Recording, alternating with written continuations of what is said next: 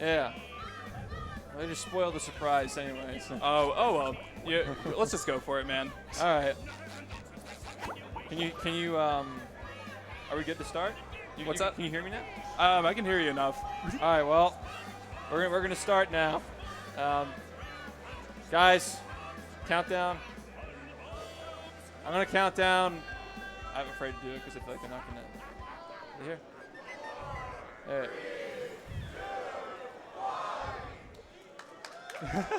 All right. Battle for Bikini Bottom NG+. I'm here with Easy Skate. Hello, ladies and gents. I'm Easy Skate. And this is Battle for Bikini Bottom. So right now he's going to enter some cheat codes. SHiFT has a lot of practice with that because he runs with in-game cheats to beat the game in like 2 minutes. Yeah, that's another awful category. It's it's arthritis category. Yeah. It's like 92 inputs in 11 seconds or something dumb. Well, anyway, the reason why we're using cheat codes is because this game doesn't have a native NG+ mode, and we're actually making our own. So normally you'd have to fight Robo Sandy and Robo Patrick to get the power-ups, but we're going to actually... Yeah, Plankton's huge, so we can do this.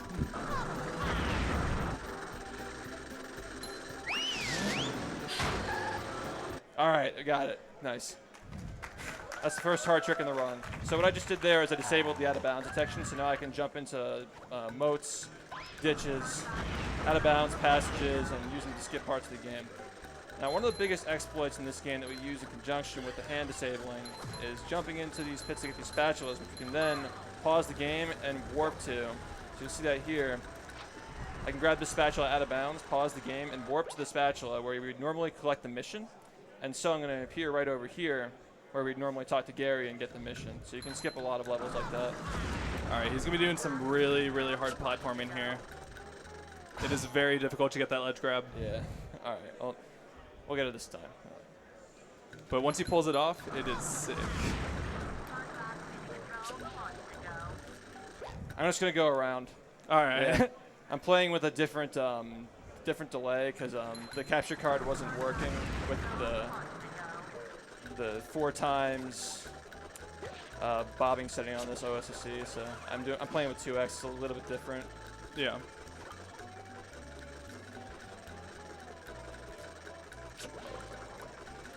So in this category, we have to collect 20 socks to trade them into Patrick, and 10 socks gives you 10 spatulas. Excuse me, 1 spatula.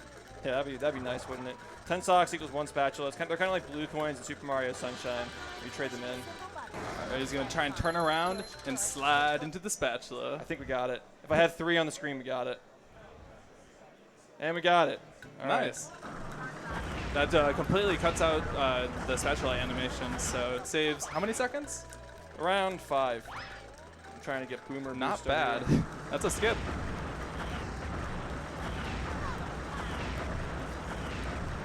All right, that took a little bit of time. All right, Boomer boost. Boomer boost, where we boost off the Boomer.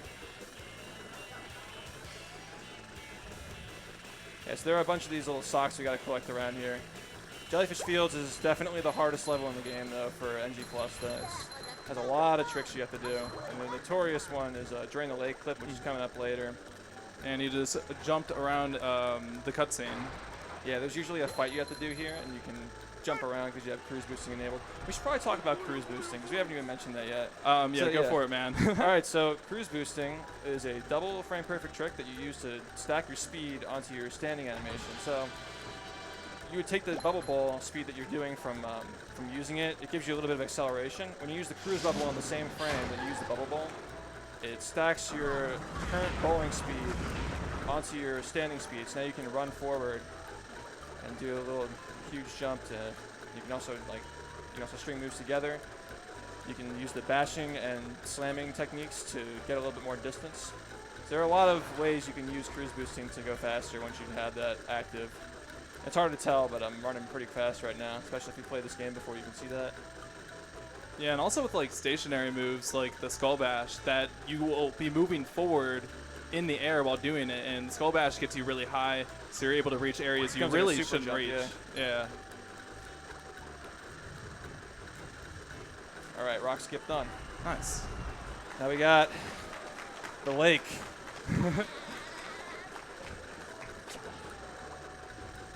That's going to be my political campaign, drain the lake. All right, so this lag clip is extremely difficult. So if you have a pray emote in the chat, make sure you use that. If anybody wants to come in with me, please. He was so consistent at this earlier. He's doing amazing, but lag clipping doesn't care. It doesn't care about your feelings. All right, there we go, done yet. dude. We're not done yet. We're not done. We're not done. And Get we the got spatula. All right. Every time I yell, I get zapped. These headphones. Okay, it's incentive to lower my voice. Oh, I just have my left ear off, dude. It's like the South Park movie when Cartman gets shocked every time he swears. All right, so we got some movement over here.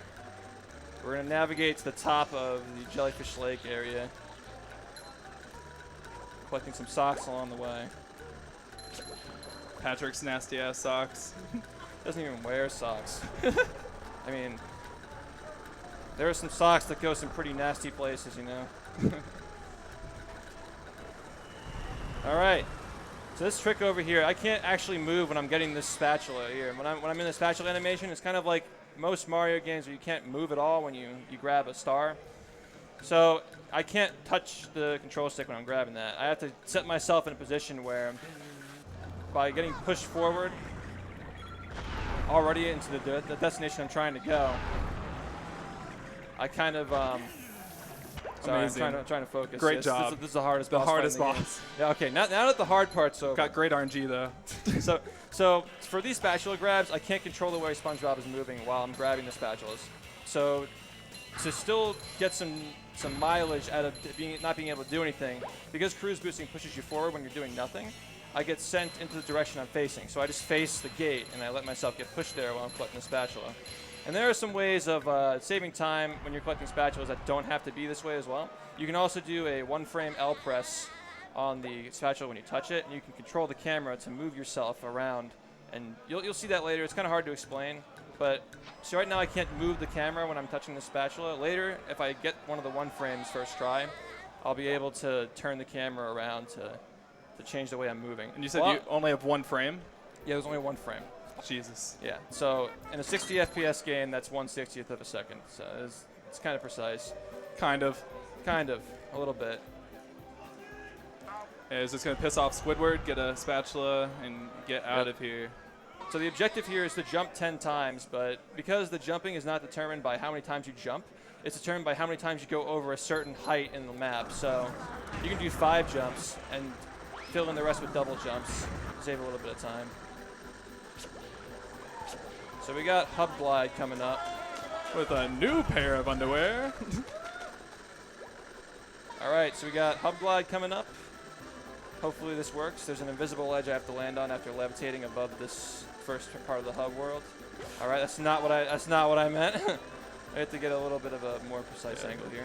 SHiFT also has a lot of practice with this trick, and this is pretty much what's used in the in-game cheats to just get straight to the end. All right. Great job.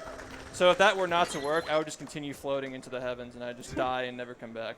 No, you can just pause the game and reload it if you end up doing that. SHiFT brought me on here for only one reason, and it's so he has good RNG. So this is one of the areas with RNG. Oh, all right, well, that was my fault. All right, I'll just leave. It's okay. I actually got some pretty good spawns. All right, you're welcome. I mean, it's on me. Thank you. Yeah, the next one, the only other major segment of RNG is later in the run. It's just Krusty Krab right before the Kelp Forest. Yeah, and it's just the spawns, and pretty much if they spawn in different areas, and he's gonna have to move differently, and they're gonna follow him differently. So it can kind of change a little bit of different aspects of it.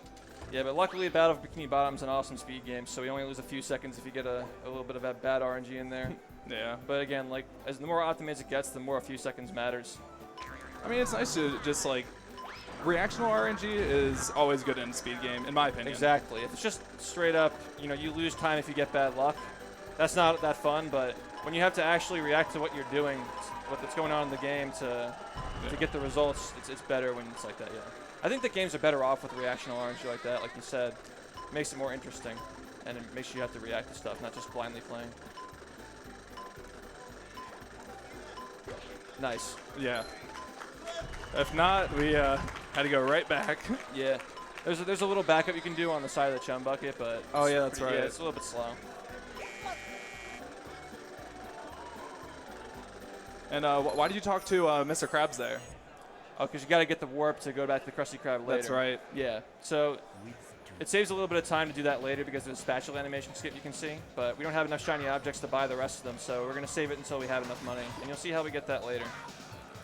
And you can see he's always going to bubble bowl right before he slides. He gets a little bit more speed with that since it pushes him forward.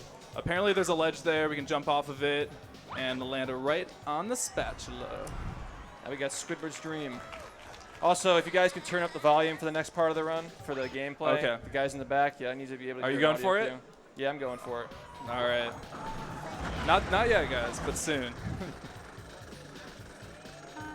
The platforming here is really cool. I love the level design just in general, but then with the cruise boosting, it's sick. Yeah, it gives you a couple of sequence breaks, like going across the notes. Yep. And he's all on cycle, so he can't be off. Yeah, once you pass the tambourine jump, you're pretty much home free. And then, like I said earlier, he's going to use the Bubble Bash to get up there, and the Cruise Boost is going to scoot him forward. Yep, exactly.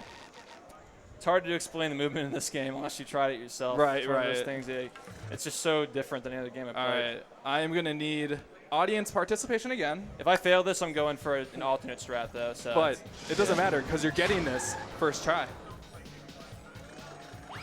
This is a one-frame trick, so he's going to be trying to do some animations with SpongeBob there with the spin, the bubble bounce. So, oh my God. Oh, yes. That is... Let's fucking go, dude. Hell yeah, bro. Okay, no, you got it.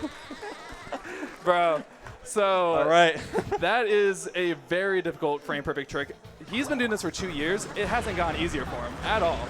Not at all. It's honestly just as hard as it was like the first month I learned it. Basically, what I was trying to say there is he's doing like like. I was trying to get stuck on the rock there. Oh, I got you. He's trying to do like animations with the move so the tongue doesn't come out in the slide, and then he only has that one frame because one frame early he will not get the bubble bash in, and one frame late he's just gonna fall as well. So only one frame to get that bubble bash in, and then you still have to do everything else right.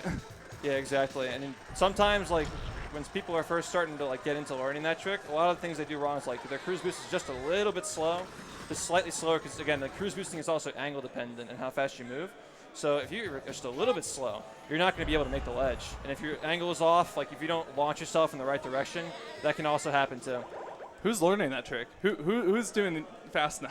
People who try it and just decide that it's just so awful they don't want to do it. I mean, I guess I could pay money to do it. Yeah, you know? just those kinds of only the kinds of people you pay money to learn it. Yeah. Ladies and gents. Yeah, if you guys don't know what we're referencing, for those of you guys at home, EasyScape has a YouTube channel where he does a lot of videos on speedruns, and he paid somebody, what was it, like $50 to get Fast Nut? He eventually got $50, yeah, to do Fast Nut, and it took him 5 hours to get that jump you guys saw. Yeah. Once with save states. It's a series of tricks. It's like this is the kind of game where if you played this casually, you wouldn't know any of this exists because all the brokenness comes from stacking one glitch on top of another glitch on top of another glitch. And cruise boosting is kind of the catalyst of a lot of these glitches you can do. And you haven't seen half of it yet, honestly. No. It's way more broken than this. There we go. All right.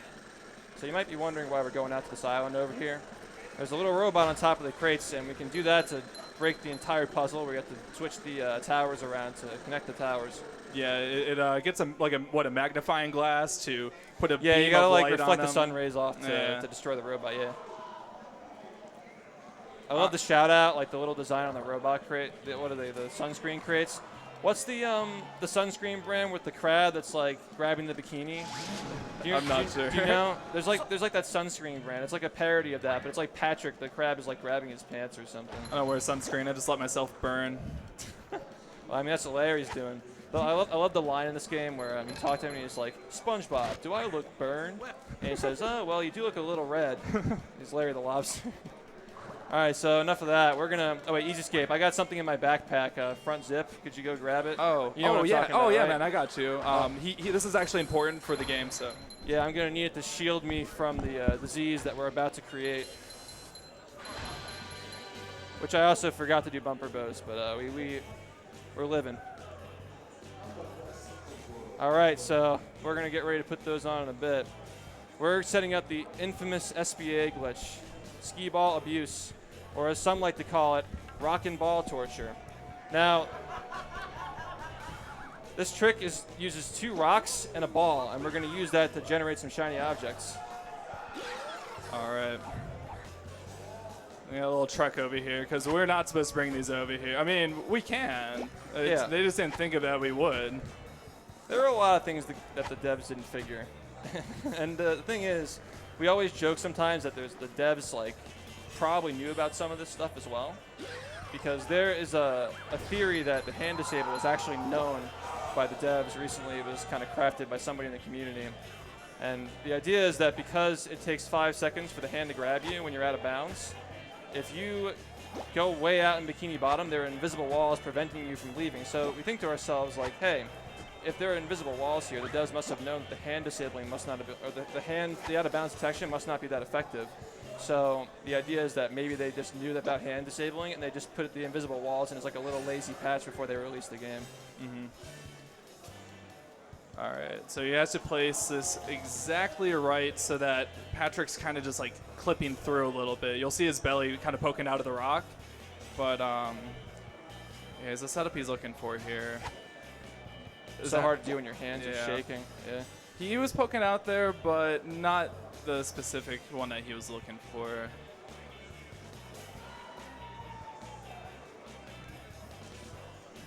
Camera angle can kind of play a role, I think, because earlier he had a certain camera angle and he was just getting it nonstop, like almost 5 times in a row. Yeah.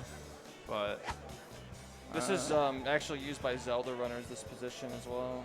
It's called ESS position, and they have a device that does it for them. Yeah. Well, why don't you just use that? Because we can't cheat. Aw. But isn't glitching cheating? No, This is not working for me, man. My hands are so shaky. Got this one. I'm just That gonna looks try really that. close. I had that one earlier. It might work. Yeah, I mean, you tested it and it did, but I mean, It was weird. It was like kind of scuffed. All right, well, let's hope. So he's gonna roll a ball in there, switch back.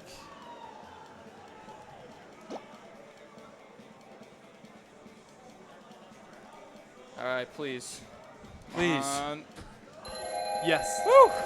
All right. Let's get this show on the road. All right. Got the gamer gogs. Yo, you think if I go like downstairs and try this in the arcade game downstairs, this will work?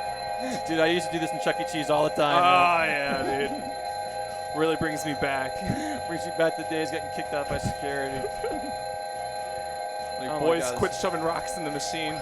Just know that we're doing this for you guys. This is what it's going to sound like when the nuclear sirens go off. So pretty much he's getting 10 shiny objects every other frame. So if I can do math correctly, that'd be 300 every second. Yep, that's right. Quick maths.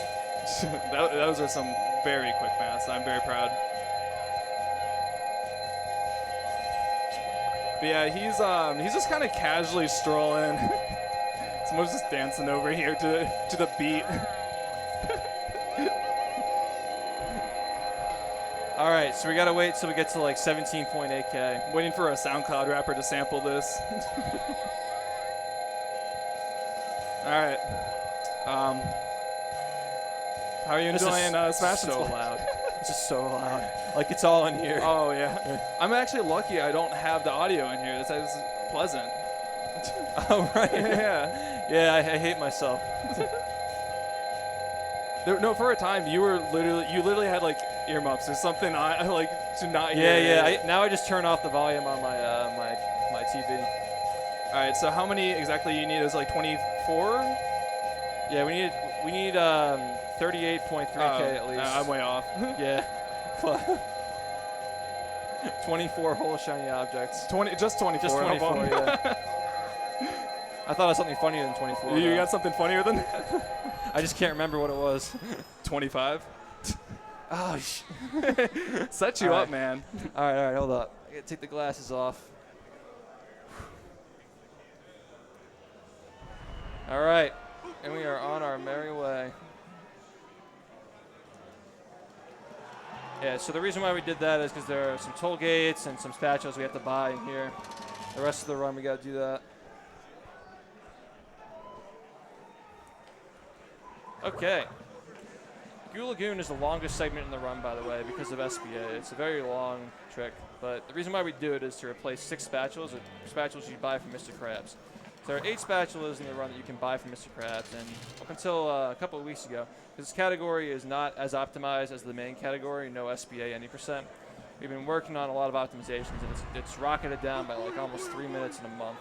So we found a lot of new routes, and we've tricked. We tried a lot of new tricks as well.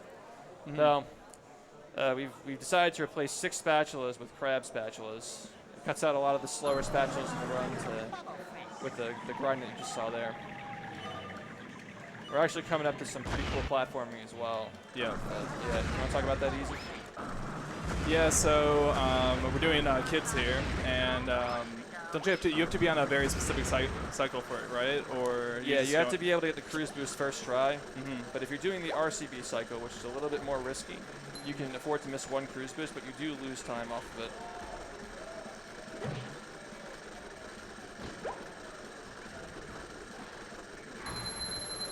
I didn't factor how much like the shaky hands plays into how hard it is to do SBA on a stage. Yeah.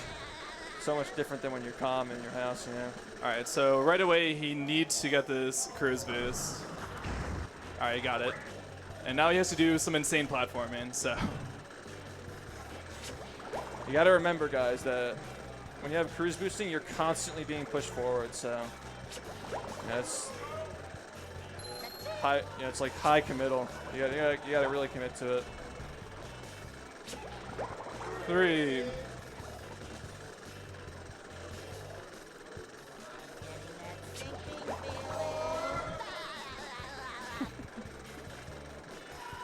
And 5. Wow, SHiFT, you're such a great guy, saving the kids, for the kids. Yeah, a couple of them drowned.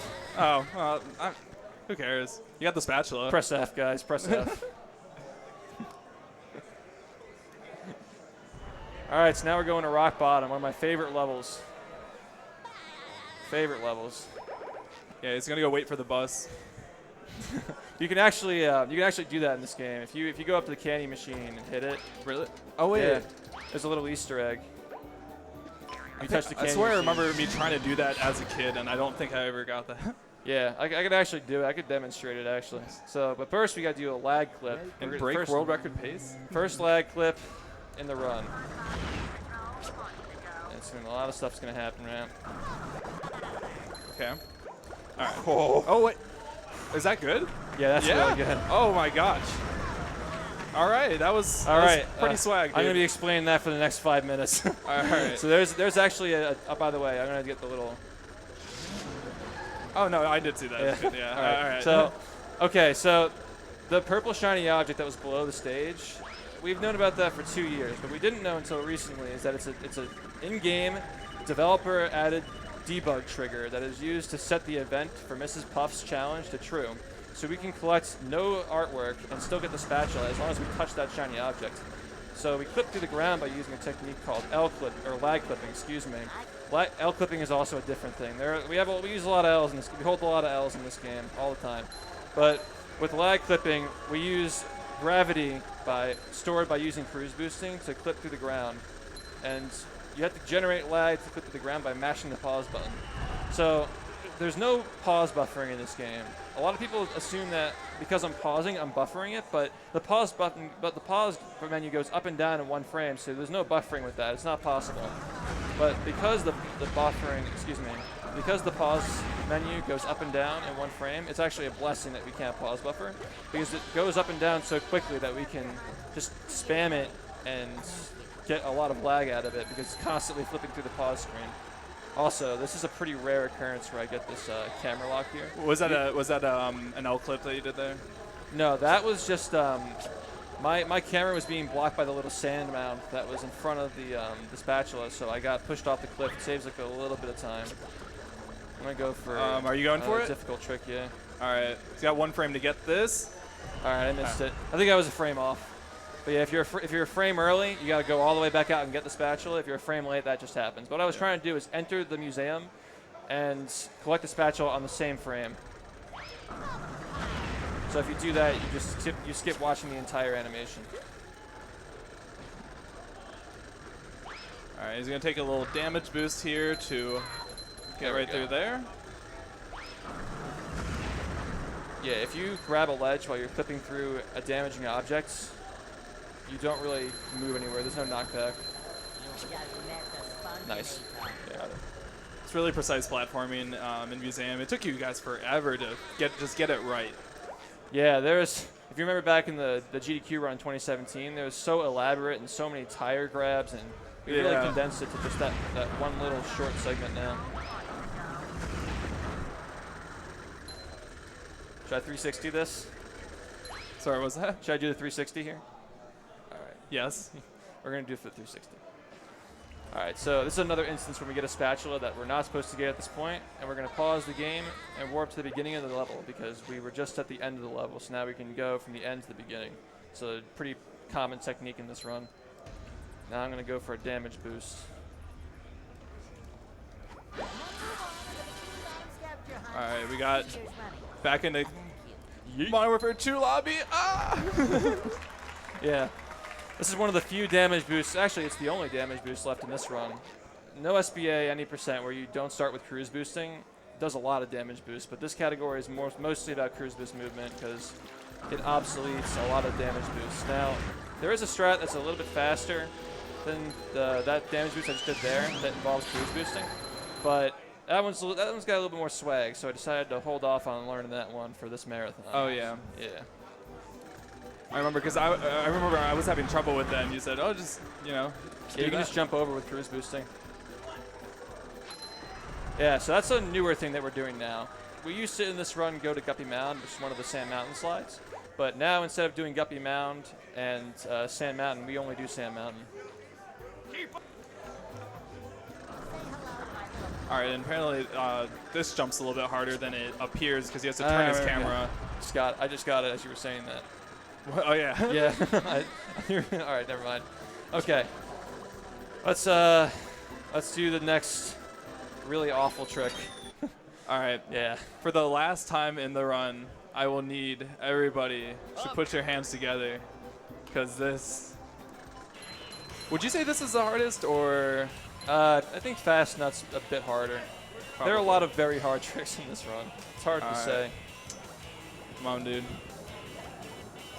He's looking for a very specific spot to stand in. Then he's going to change his camera angle, and he's going to do the inputs for a cruise boost. I got it. You got it? All right. Yep.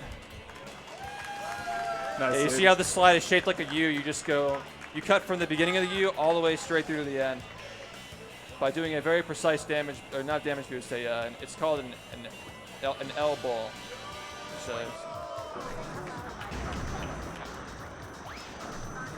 Mix up my terms because there are so many. All right. So the setup that I was doing there, depending on the setup that you do for the angle, you can have 1 or 2 frames where that works. So I got the first frame, which is the faster frame. The second frame is a little bit slower, but you can barely make it. And sometimes the second frame and the first frame don't even exist at all, depending on how your angle is. So you have to actually set yourself up to get the angle. And after that, you have to then walk into this little crevice that launches you. And if you bowl and use the cruise bubble on the exact frame, and you have to use both of those moves on the same frame, on that specific frame, and you get a clip and a little boost through. And that sends you all the way down the slide. It's hard to tell because, until I guess it starts rendering the bottom of the slide, that you're going really, really fast there. And it just lets you skip the entire thing.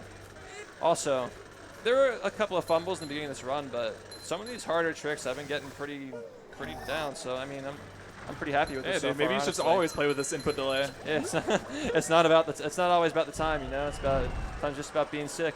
It's all about being sick. Speaking of which, we're going to do another lag trick here, but this time we're not going to be going down, we're going to be going up. It's called a lag bash. That's one of the beauties of this category is that we can skip throwing melons, which is one of the slower areas of the game. We can just skip all that because we have enough spatulas to do so. And it is a lag clip still, so it is very difficult. But he's getting much higher than he should be. Nice job, dude. Yep. So when you mash the pause button there, you can extend the frames that you're going upward. Much like with the other lag clipping, you can extend the frames you're going downward. Can we call that one K-Kona hop? And we call it Davey jump. Oh, okay. Or Dave skip. Yeah. You'd assume that the person who found his name is Dave, but it's actually I'm actually the one who found it. We'll leave it at that. So yeah, that was another one of those debug triggers. You can just clip out of bounds, touch it, and the fight ends. Yeah, a lot of the boss fights just happen to have like way above the level. Well, not even way above, just a little bit above the level that you're not supposed to reach, and you can just beat the boss. It's funny because the only two boss fights in the game that don't have that are Robo Sandy and Robo Patrick. And I was actually able to talk to one of the developers on why this is, and he said that the person who programmed those two boss fights is different than the other ones who programmed the ones with the boss triggers. Probably because of the phases, right? Because it's like... Not quite. It's actually because of the way they chose to debug it. I'll explain that in a second after I get past CB security tunnel, in which we're going to skip all the security tunnels, but yeah. All right, so this is also a little instance of RNG, so yeah, thanks for that, Easy. I'm sorry, man. Okay, so we were just talking about... all right, the boss fight. Yeah, okay, the boss so fights. the person who programmed the Robo Sandy and Robo Patrick boss fights used a different debug method. Instead of having to touch a trigger to end it, he added a timer that can be set to true or false. When the timer counts down, the boss dies. So he used that to test the bosses instead of using a trigger. Huh. But we can't skip them in the run because of that, unless you do a lag clips. Oh no, dude! Yeah, that was just a little bit off. I'm trying to use another frame perfect trick here to clip through this cage. Get in there. There we go. Okay. Yeah, this whole ball puzzle can be skipped by just doing that. And before you get angry at how much of your childhood you wasted on doing that, it's a little bit harder than it looks. But if you're ever curious about how to do stuff like that, I got tutorials on my YouTube channel that are like a few minutes long. It's just a shameless plug. Just put it out there, you know. You can learn this game in a few days if you want to. It's a lot of fun. I mean, no, you can literally learn the run, and it took me 4 hours. Yeah, exactly. It took me 4 hours, and I was able to complete a full run. I should have submitted it. All right, did I get the... Oh, I barely got it. Okay. Wow. So that was a double spatula grab there. If you, again, with the cruise boosting, because I'm not able to move, I have to line myself up so I can turn into the spatula while I'm collecting the spatula, and then just collect both at the same time. Dude, I was literally looking away. I have never seen you do that before. That's sick. Well, now you know. I know. This category is non-stop action. It's so much fun. Fun. This is your favorite category, right? Oh, yeah. This is my favorite category right now for sure. I was thinking about, because I'm actually backup for GDQ right now. I have to go back and practice a different category when I get home, because I run all 7 of the main leaderboard categories. But when I get back, I have to work on another category for GDQ backup. I still want to keep doing this, though, because I'm like right on the cusp of getting to 41. The world record right now is a 42.04, and I set that like half a week ago. So I think 41's in reach, and I want to go for it. So when I get back, that's what I'll be doing on my stream. What's your sum of best right now, if you just know off the top of your head? It keeps changing because this category is not very optimized. Yeah, I can't really remember, but it's like not like it's a mid 39, I think. But in this game, you can't really realistically play within a minute of your sum of best, or a minute and a half really is super hard to play within, because the tricks are just so inconsistent and hard. And also I use like 50 sub splits, like 40 seconds each, so it makes it a little bit harder to optimize. Another thing too is that cruise boosting itself is not as consistent as it looks, because the turning speeds and the speed that you get your cruise boost at, we use memory readers to test this stuff. And when you cruise boost like an RTA cruise boost, you can get varying speeds between 4.9 and 5.2 or somewhere around there. So when you cruise boost, it looks like it's the same speed, but they're just slightly off to make it so you can just barely not reach those golds that you have. So in a run with a lot of cruise boosting, naturally it's going to be harder to play closer to your sum of best. It's one of those games like Sunshine where the world record's like minutes away from sum of best. It's like, it's so inconsistent, you know? Yeah. The funny thing is, though, this game has like almost no RNG. It's just the fact that the tricks are just so like, we pushed this game to the point where we're using all these gutter strats to save minimal amounts of time, or even gutter strats to save a lot of time. And it's hard to get them all on a run, you know? Seems like the more difficult the strat is, it's like the least amount of time it saves. I mean, for some parts, like there's some though, like Fast Nut's like a 15-second timer saver, which is pretty big. But again, you can still get really good times without it. It's not necessary at all. Depends on how much 15 seconds needs to you. Anyway, by the way, this whole area is out of bounds. Yeah. And I got to do a pretty big jump here. No, when I was actually a kid, dude, I actually found like all of this. I like without using cruise boosting or anything. I actually found because at that time there was no way to get out of bounds. I was like, wow, I'm pretty cool. Yeah. I had a guy in my chat. I had a guy in my chat claim that he found cruise boosting. I'm just like, yeah. Did you? All right, so this is another part where Easy's gonna have to have my back. All right, so far it's looking pretty good. Man. All right, hit him into his brother. Close enough. Good. Okay. Now we're gonna do a spatula animation skip. I'm gonna jump over this spatula. And I can buy the crab spatula and this one at the same time. Really? That's the one from the Krusty Krab fight. They spawn in the same. You can get them to spawn in the same spot, so you can get them both at the same time. And now we're just gonna keep buying stuff from Mr. Krabs until we have almost no shiny objects left. Now the funny thing is, the way the routing in this game works is there are different taxi pads that have different spatula requirements. Like you can see in the distance over there, the 50 to get into the Kelp Forest. Now, the routing to this run kind of plays into that because when you do this glitch where you're collecting these spatulas that don't catch up with a counter right away, these 8 spatulas that we're buying here, they don't add up until you go into the next area. So we had to do some routing. I didn't even notice that. You see how it's not counting up yet? Yeah. Am I a little bit short? Yeah, I actually am short. Right, I thought I went over. Huh. Well, I told you once you got all those shiny objects, you should have invested in the stock market. So I mean, that's really on you. I mean, it's not that big of a deal. We'll be fine. 17 again. And here we go. Kelp Forest. Yeah, we can see I only have 50. But when I update my spatula count by going into this next area, I'm going to have, I believe I should have 59. Because I don't remember if it counts the first one, actually. I wonder why it doesn't count those. That's interesting. Yeah, it's weird. Huh. 58, okay. And there we go. Got the American flag. Tublet shoutouts. If you set your date and time to the 4th of July in this game, it makes the tublet flames turn red, white, and blue. And there are other ones too, like for St. Patrick's Day, they turn green. For April Fool's, they turn pink. For Halloween, they turn orange. And for a lot of holidays, including New Year's, they turn rainbow. That one's pretty cool too. But the 4th of July one is by far the coolest. Just the red, white, I like and blue. that one too. Yeah. All right, I'm gonna go for another hard trick here.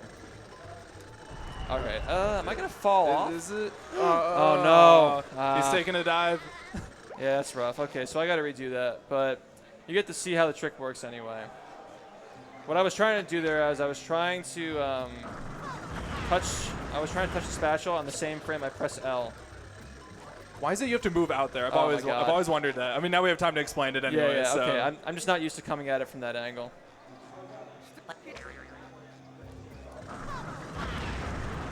just gonna do it like this. So you jump like in there. Can you kind of? All right. You know what? We're just. You get used to doing something in the same way so many times that you just can't do it that way anymore. But. What I was trying to do there is I was trying to touch this trigger while collecting that spatula. Oh, okay. Yeah. So you can collect the spatula and during the animation turn your camera to get pushed into the trigger. I just messed it up royally there though because I was again like you get so used to doing something set up the same way that you try to back it up. You know, one of those things you're not used to. It's all good, dude. Yeah, but we got another big trick coming up for redemption. Yeah, and I haven't pointed it out yet, but you guys have probably noticed that when you do these levels out of sequence, right. That you can like just go through reverse, and all the spatulas are right there. And then once you collect that spatula, you get the warp point for that spatula, warp to it, and then get the one before that one. You just keep up that process, and you just keep getting it. Keeps going. So like right here, he just warped to this one, and now he has the one right before it. What I was trying to do in the past level is I was trying to do this, but control myself while I was doing that. And that's also a frame perfect trick, so I missed that and I died. Unlucky. This is a pretty difficult lag clip here. Couple of pauses. Oh, you got it. Ooh, that one's kind of hard. So what happened there, that's usually a one-frame trick, but sometimes the game lags just a little bit to give you more time in the black screen. You're trying to hold down the L button as you respawn to cancel the spatula animation. So you can grab the spatula from drowning into the cage with the lag clip, and then hold down the L button to cancel the spatula animation. Now you would think like you could probably just clip through the top, right? That's another way of doing it, but it's actually slower to do that because you want to drown into the spatula so you can cancel the animation. If you just clip through the top of the cage, you don't drown. There's another cage in the run that we have to clip into later, and that one is a little bit different where it's not structured like a block. The actual model is like a real hollow cage for that one. For the one that we just did though, it's just a solid block. So if you clip into it, you can just kind of pop out of it. It's a little bit different. This level's platforming has been like one of my favorite for quite a while because like it's a little bit slow. Yeah, I realized that. Yeah. The cruise boosting just makes it like it just happens. It's just like perfect. If you have the right cruise boost, you're just getting around just barely enough. Just like literally just barely enough.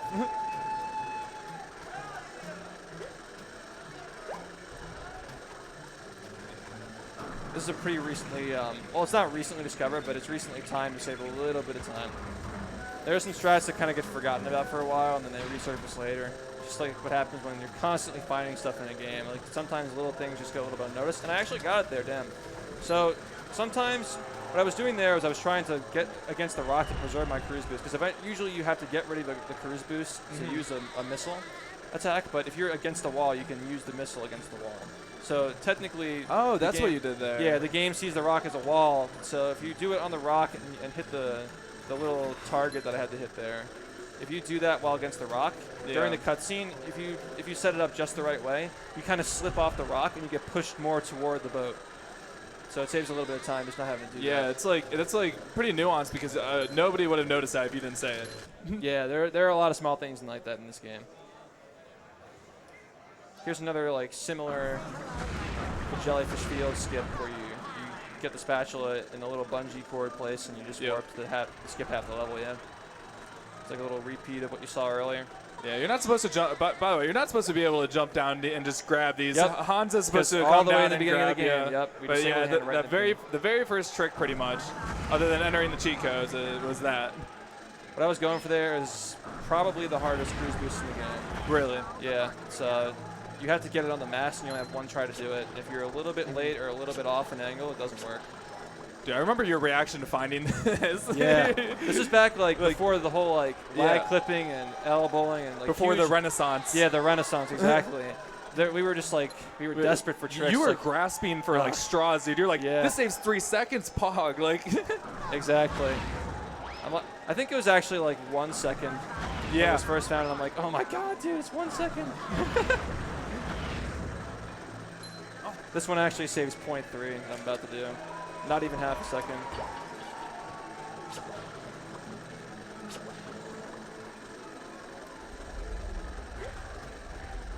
Yeah, doing the cannons in that order saves 0.3.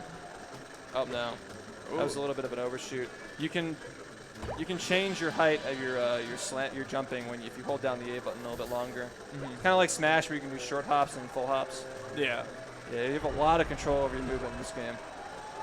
And the camera is super finicky too, but it's nice though because the camera is heavily important in how you cruise boost and how you maneuver yourself when you're cruise boosting, because it kind of follows the camera. So a lot of the movement I'm doing, I know you guys can't see my controller from home, but I'm moving most of the time I'm playing the game, I'm moving both control sticks. It's a lot of that. That's why I like when I first got into Mario Sunshine as like a secondary speed game, I got some comments from people saying that my camera work is like really good, and that's just because like this game is all camera work. That's the only thing that transfers to that game. Right. This game, it's like they're very different types of runs, but yeah, the camera work is something that you can learn for all 3D games really. And this game's like perfect for that. And a lot of games you can just like use the camera. You just turn the camera and you hold straight, and that's like it's even like better movement sometimes. Yeah. There are a lot of different types of cameras, but they all lend themselves to games differently. Like Mario 64 camera, people criticize that one a lot, but it's actually really good for speedrunning. The way you can set like specific angles, and set up tricks that way. Yeah, and it's mostly just like scrubs who say the camera sucks, but like the pro players like it a lot because it lets them like set their exact angles. I mean, it was probably the best option they had for the time when they made the game. Yeah, They didn't have anything to go by at all. So, all right. Well, all right, just plop in there. Going to jail. It's for drowning those kids. Whoa. All right. So here we are, the main event. Now, uniquely in the NG Plus categories, we get the Chum Bucket Spatula at the end of the game because we don't need the spatula as like a 40 spatula to get into Industrial Park, which is what you usually have to use to unlock the powers. But in these categories, we already have the powers unlocked. So we just get to kind of run in and do them. And if you guys are curious to see what the full game 100% run looks like with NG Plus, we're going to be doing one of those immediately after this run. So and there's a really hard lag clip in that one that I hope I get. I'll probably try it twice, and if it doesn't work, I'm just going to hold the L and lose 3 minutes because it's one of those. All right, it's a miscellaneous category. We're on to Robo Spongebob, and I'm pretty sure you hit Plankton there. Yep. And you got an invisible trigger. Yep. He's gonna karate chop that side, and he's gonna hit the trigger for the boss fight. Instantly complete it. All right. Now for the final stand. And he's going to do this completely, not a single thing is going to be how he's supposed to do it, other than hitting the required, what do we call them, fuses. Yeah, the entire final fight of this is out of bounds. Yep. We're inside the brain.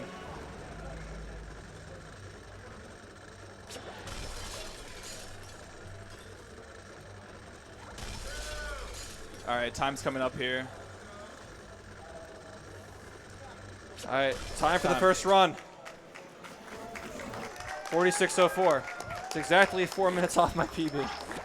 All right, so now we're going to start another run pretty soon. If I don't know if you guys want to do an intermission or anything, or I could start it right now if you want. You got to reset the timer.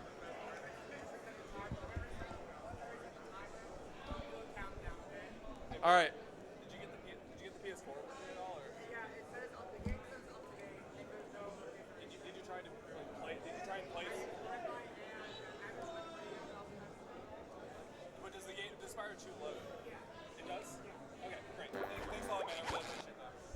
All right, so they're going to give me the countdown. Once they reset the timer, we're going to go again. All right. All right, this time we're going to be getting everything in the game. And it's going to take around probably an hour and a half, something like that. All 100 spatulas.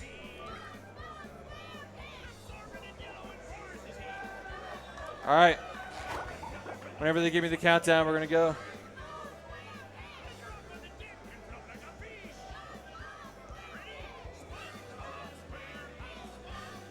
Yep. All right. All right, 5, 4, 3, 2, 1, go. All right. So right out the gate, we're going to be doing some crazy stuff in the pineapple. This one has a lot of really cool tricks.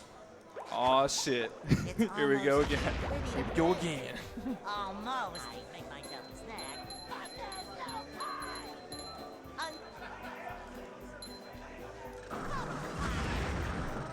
So the shiny route in this area is pretty precise. You have to get exactly 50 to get into the closet. I think I already missed one, but we're going to need 50.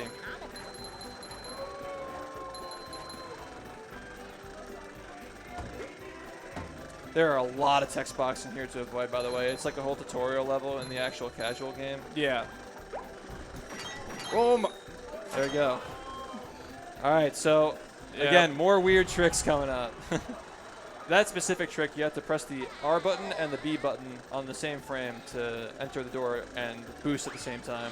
What is that trick called? Like, is there a name? We just call it door boost, closet boost. Yeah. I mean, it's a niche trick. It's not used in a lot of runs. Well, yeah, isn't that like a test trick in like other areas at least, or is that not the same thing that I'm thinking of? Slightly different. I think I just missed that, by the way. Okay, yeah, I was a little bit off. All right.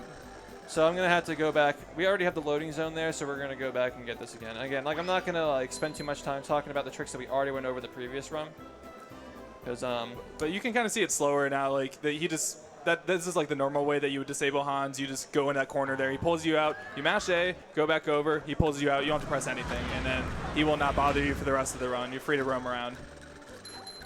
Yeah, but this time we're going to get all the socks in Jellyfish Fields, and there are a lot of them. And there are some really cool strats that go with them, too. Yep. So again, if you don't remember why we're able to jump out of bounds like this, it's because we disabled the hand, and now we can just go in all these areas. Yeah, I'm only explaining because I don't think we really went into it all. I think we just hopped Yeah, right we in. kind of just like talked about it a little bit. It's hard when there's like so much to explain.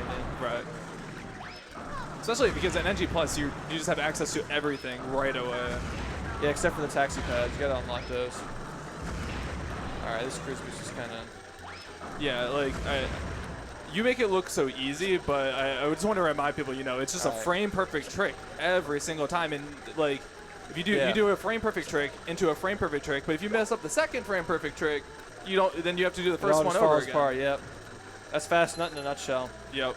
And the thing is, with cruise boosting too, it's like a different kind of frame perfect though, where like you can make it pretty consistent, but again, like you're not going to be able to hit them on the same frame every single time.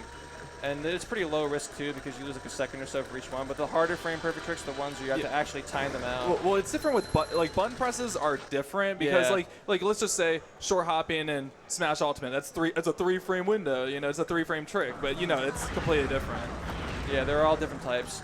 I always say that frame perfect doesn't mean hard. It's just a measurement of precision, and then the trick based on the setups you have and the visual cues and the sound cues. Some have cues to just make certain frame perfect tricks just easy. Not in this game, but there are some easy frame perfect tricks in this game. I think that cruise boosting is the one that gets really easy as you probably get better. That one. But when you're first starting off, it's brutal. A lot of people get discouraged when they start off because of cruise boosting, but they just got to give it a few hours to grind it out, and they'll be getting it. So in this category, we're not going to be going around under the cave out of bounds. We're just going to be going through the caves instead. Yeah, and aren't you going to be going through like pretty much all of this with Spongebob, even though it's supposed to be Patrick? Yep. Yeah, we're going to be using some cool glitches to clip through stuff, and skip things. Speed running. Speed running. No space. No space. Someday they'll know. But yeah, we're doing all this cave junk for one sock. Just one sock. And back in the day when I first started running this game, the former world record holder for 100%, he used to have to walk all the way through as Patrick to get these things. And yeah, it was not, we used to call it the Feels Bad Man sock for that reason. You have to go through like that. Also, I'm basically a child. I get tricked up by these little spike patterns here. The same ones that confused me when I was 7 years old. Alright, let's get this bread. Gamers. Oh. Alright, so I'm going to get a little bit of a checkpoint there. And I'm going to drown in this little area out of bounds here, and I should respawn behind the gate that I normally wouldn't be able to get past. And there we go. Got me past.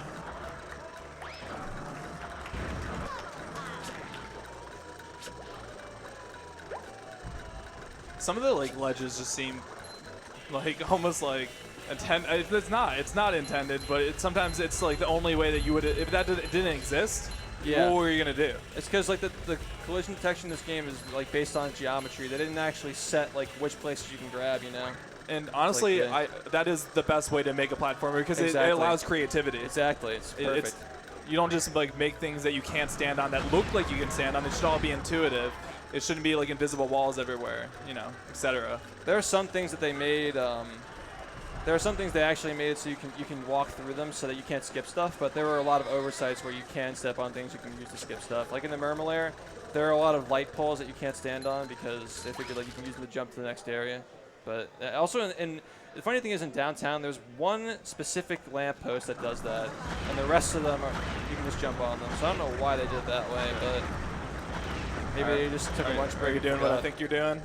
Yeah. Yeah.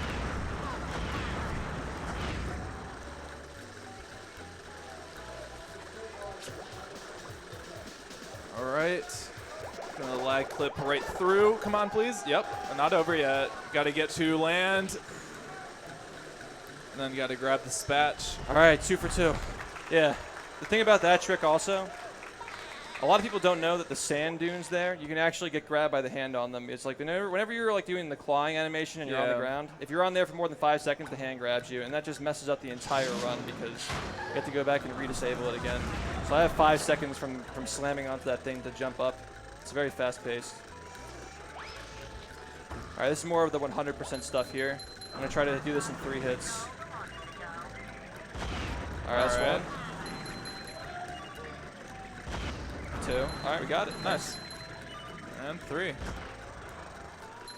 Yep. There are a lot of extra socks and a lot of cool movement you get to see in this category that aren't in the shorter ones.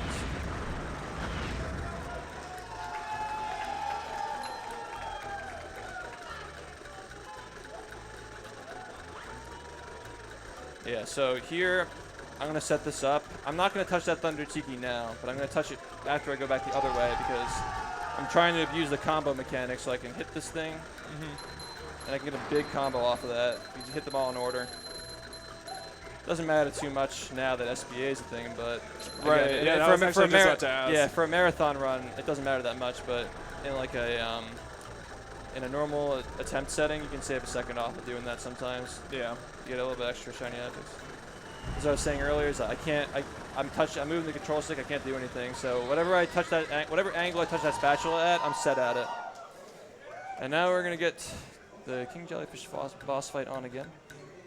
Oh After my this, we're going to have a pretty cool segment where we abuse invincibility frames from cutscenes to skip a cutscene. It's called Barrel Bounce. It's one of the cooler tricks in the run.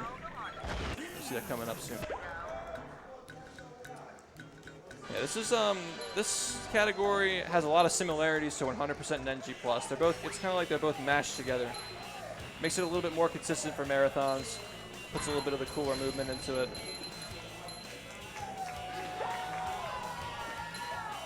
Consistent except for one trick that we hopefully pass. Requires a lot of mashing and it's hurt my arm very much. Alright, so this next part, I'm going to be getting a sock in the lake. But after I get the sock in the lake, there's a it's kind of like Kids you saw earlier where we have to get the cycle on time by getting a cruise boost quickly. Because if we miss a cruise boost, the barrels are going to be off the floating cycle that we need to land on. Okay.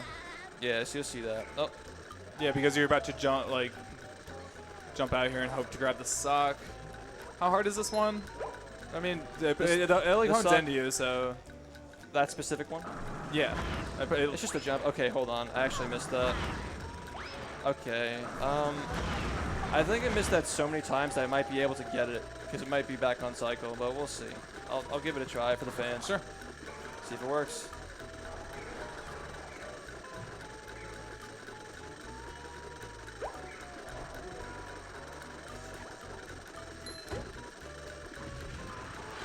Oh, I barely got that.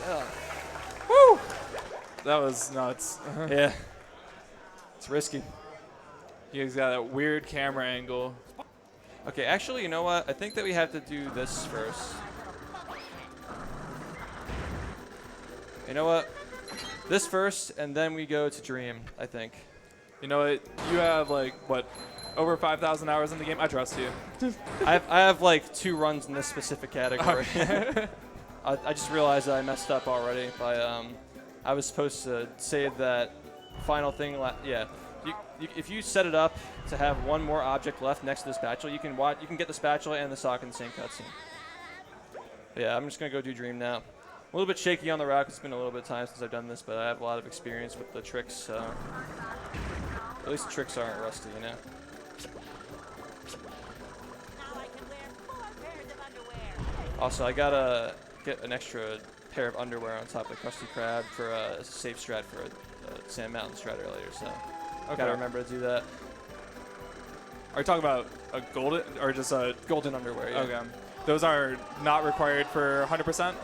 Nope, because in 100%, the only things that are required are the things that are in the pause menu that contribute towards spatulas. Okay. So the game says that you have 100% when you have 100 spatulas, but you also need the source requirement, like the paintings specifically is the reason why we have this rule.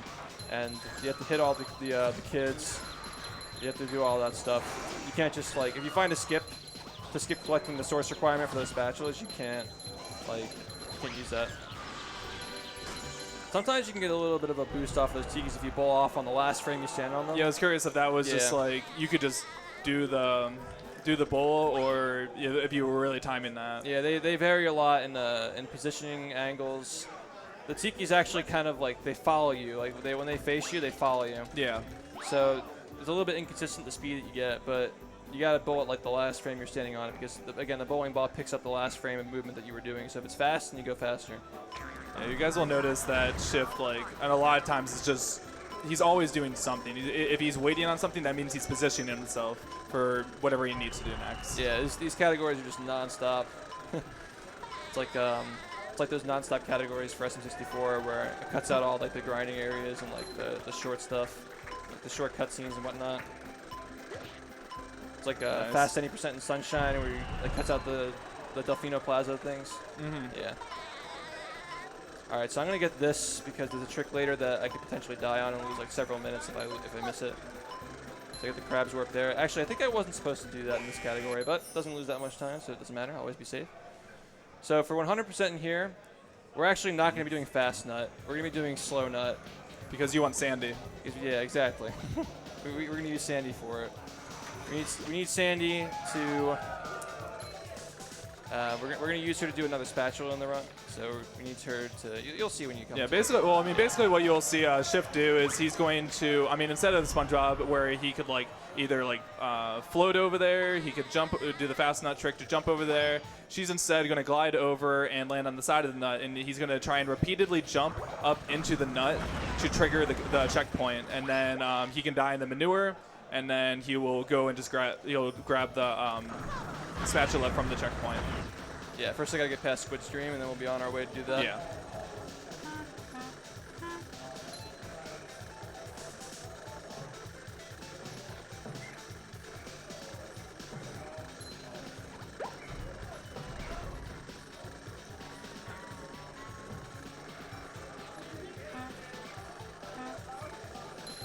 All right, there we go.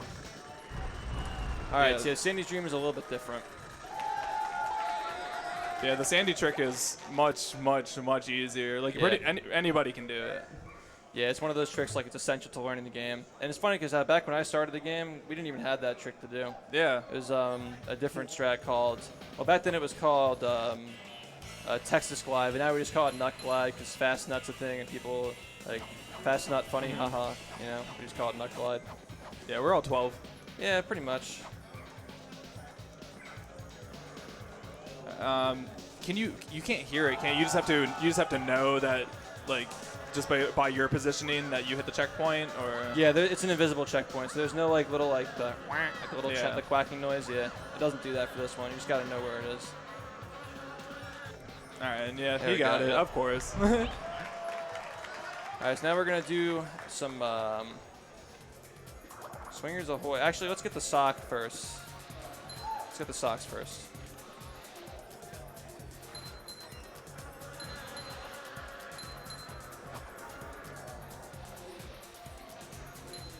This slide level is like really cool. Like, I'm glad that they just had like one slide, like unlike movie with like 50 like driving levels. Yeah, but it's like like instead with this one, they just give you one epic slide level, and it's just One it's epic just slide great. level, and there are also like little side quests you can do. Like you can go off the slide and do side quests in here. Yeah, yeah, you're allowed to like.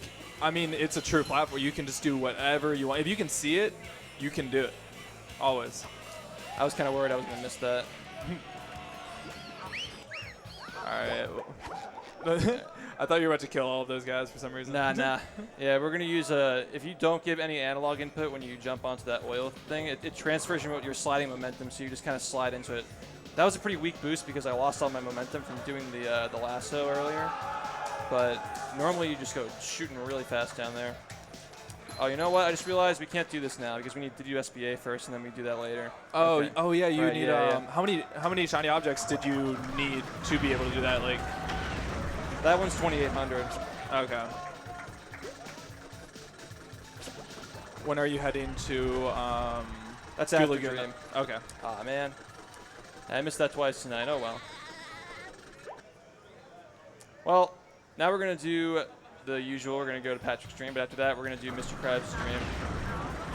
And before the run ends, we're going to come back to Sandy's stream to do that little I do thing love there. the little things, just like how just like how Patrick's dream is. You just go into his house. And It's funny because there's an unfinished level of Patrick's Dream where it's like a giant ice cream world and you can just like run around in it. And it's actually it's not left in the Xbox version, I don't think, but it's in the GameCube version, I'm pretty sure. If you edit the files, you can actually go into it. And Mrs. Puffin is in there to give you the mission. Yeah. But instead, I guess they ran out of time, or they decided to not do it. So they went with the little like the blank dream joke. I just realized I forgot to do Crab's Dream, so we're just gonna get that later, yeah.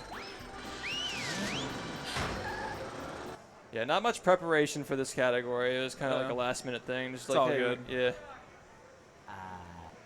Got a lot of socks already. Yeah, we need 80 to finish. Okay. Yep. We're just gonna do Crab's Dream later with Sandy's Dream. And any percent he goes around there and skips it, but why? No real reason to do that here. Yeah, because we gotta get the sock. All right, and then you're doing Sponge Glide. All right, right here he has to get a frame perfect jump. What would I call it? Hit stun or something here? Yeah, it's a damage. It's like a damage jump. Yeah. Triple jump. Pretty much. And then he needs to position. That looks look good. I'm so rusty on these tricks, man. All right, well, that was pretty acceptable. Yeah, I mean, it actually seems like there's a lot of angles you can do that, because I actually go a little bit more to like the left and it still works, I think. Yeah, the newer Sponge Glide is so much easier to do. Yeah, because compared to the old one that we used to do back in like 2017, 2018. They had a much different setup back then that didn't have much lenience. Yeah, even if you get the glide, you can still die. Oh, yeah. No, I remember I tried doing that one like way back, and after like an hour, I got it like once. But the new one, I was able to do several times within only like 20 minutes. So that's awesome, though. It makes the game more accessible. For sure. I love games where there's a really low skill floor and a very high skill ceiling. So it kind of lures you in because anybody could pick it up, and it just keeps you in because there's always something to improve on. I mean, I'm still, again, like, I got a lot of stuff that I can improve on, obviously, you know. It never ends. I've been running this game like almost every day for the past 3 years. I'm still improving. It's a lot of fun. A lot of games like that. Full-time Sponge Boy. Hell yeah. Hell yeah, brother. Hey, I'm the hick. I can say it. Yeah, I'm from New Jersey. I was raised with 20 horses.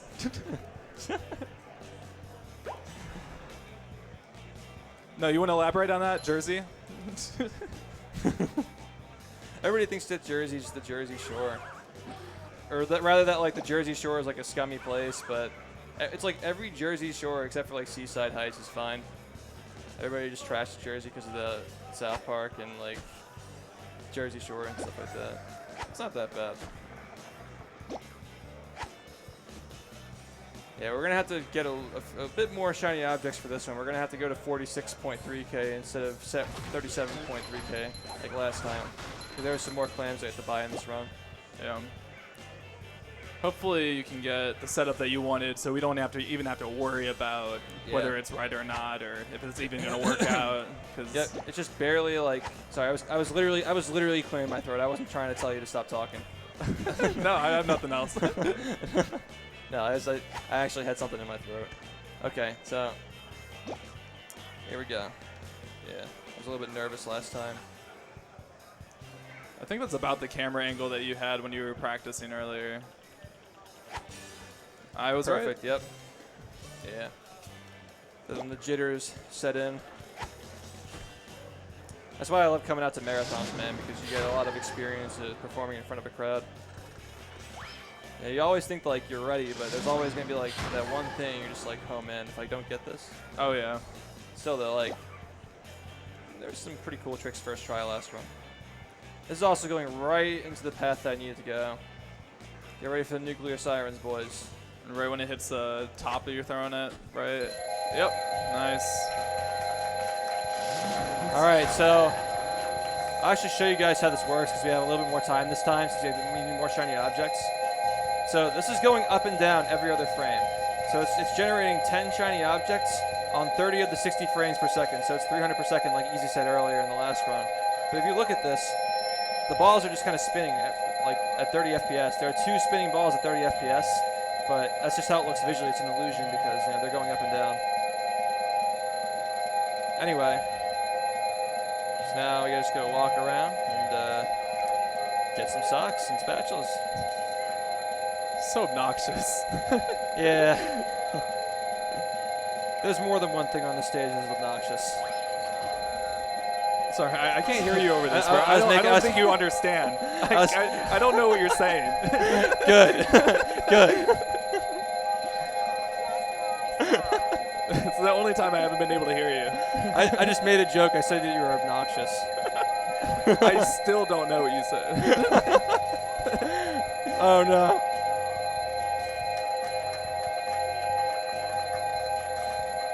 All right. Do the flag jumps. Okay. The funny thing is that we're not losing any time because we got to generate anyway, yeah. Yeah, these flag jumps are like paper thin. Literally, like they look like they are like 1 pixel wide, homie. Yeah, it's and jumping it from that angle, like they're sometimes even like a little bit invisible. It just goes on forever. It's just it never ends. It's like speedrunning, it just never ends, man. All right, we at least halfway there.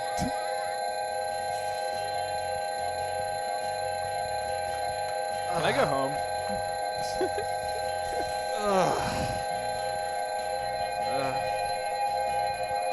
Do you want to like? What do you want to do, man? Should we load up like another game? You want to play some SM64 or something? Oh yeah, that's a pretty good idea. You should use that for for something else. Yeah, later on we kind of did it last minute. I got hooked up with the Tekken guys. Gonna be doing a Spyro Ignited Trilogy speed run. You gotta stay for that. It's good stuff. Yeah, there's I might be going for something like really stupid in it where I have to wait for 10 minutes. Maybe we'll do something in the meantime. Perfect. We're good to go. Nice. All right. We have cleared out the bumper boats. Now the boomer gives us a piece of gold. And away we go. And away we go. That's terrible. So there's now a little bit of a difference in the sea caves. We're going to get a ice block and chuck it into the goo here. Call it freezy fruit. And There's a little sock right out there in the distance if you can see it. And we're going to go grab that. Then we're going to do the sea caves stuff with cruise boosting. I was gonna ask, like, how much time do you have? To like, just the last 2 seconds to get there in time, I guess. It's not too, it doesn't look to be too hard then. Yeah, you got to throw it before the. It's not that bad. You just got to run. I mean, there's like nothing you can really mess up there because it's just kind of walking. So pretty much first try every time. And after this, we're gonna be going to. It's been a while since I've seen this. Are you going through this the reverse way, or is this the right way? Like this. It's well, that was actually the right way. Okay. But that's because we went through the reverse way and got the spatula, and then we warped to the beginning to go through the right way. And now we're gonna do Wakatiki from under. And this is there's a bobbing cycle to this too. They bob up and down. You got to do it very. It's like a rhythm. It's like following a dance. Whoop, whoop, and see ya. There we go. I showed you around into it and give you the sock. All right, now we're gonna go back and do the Save the Children thing earlier. We did in the other run. This time we got to get socks under the pier as well, under the castle. Yeah, Goo Lagoon's a pretty long level in this run. Well, yeah, dude, the SBA. Yeah, it's even longer than this.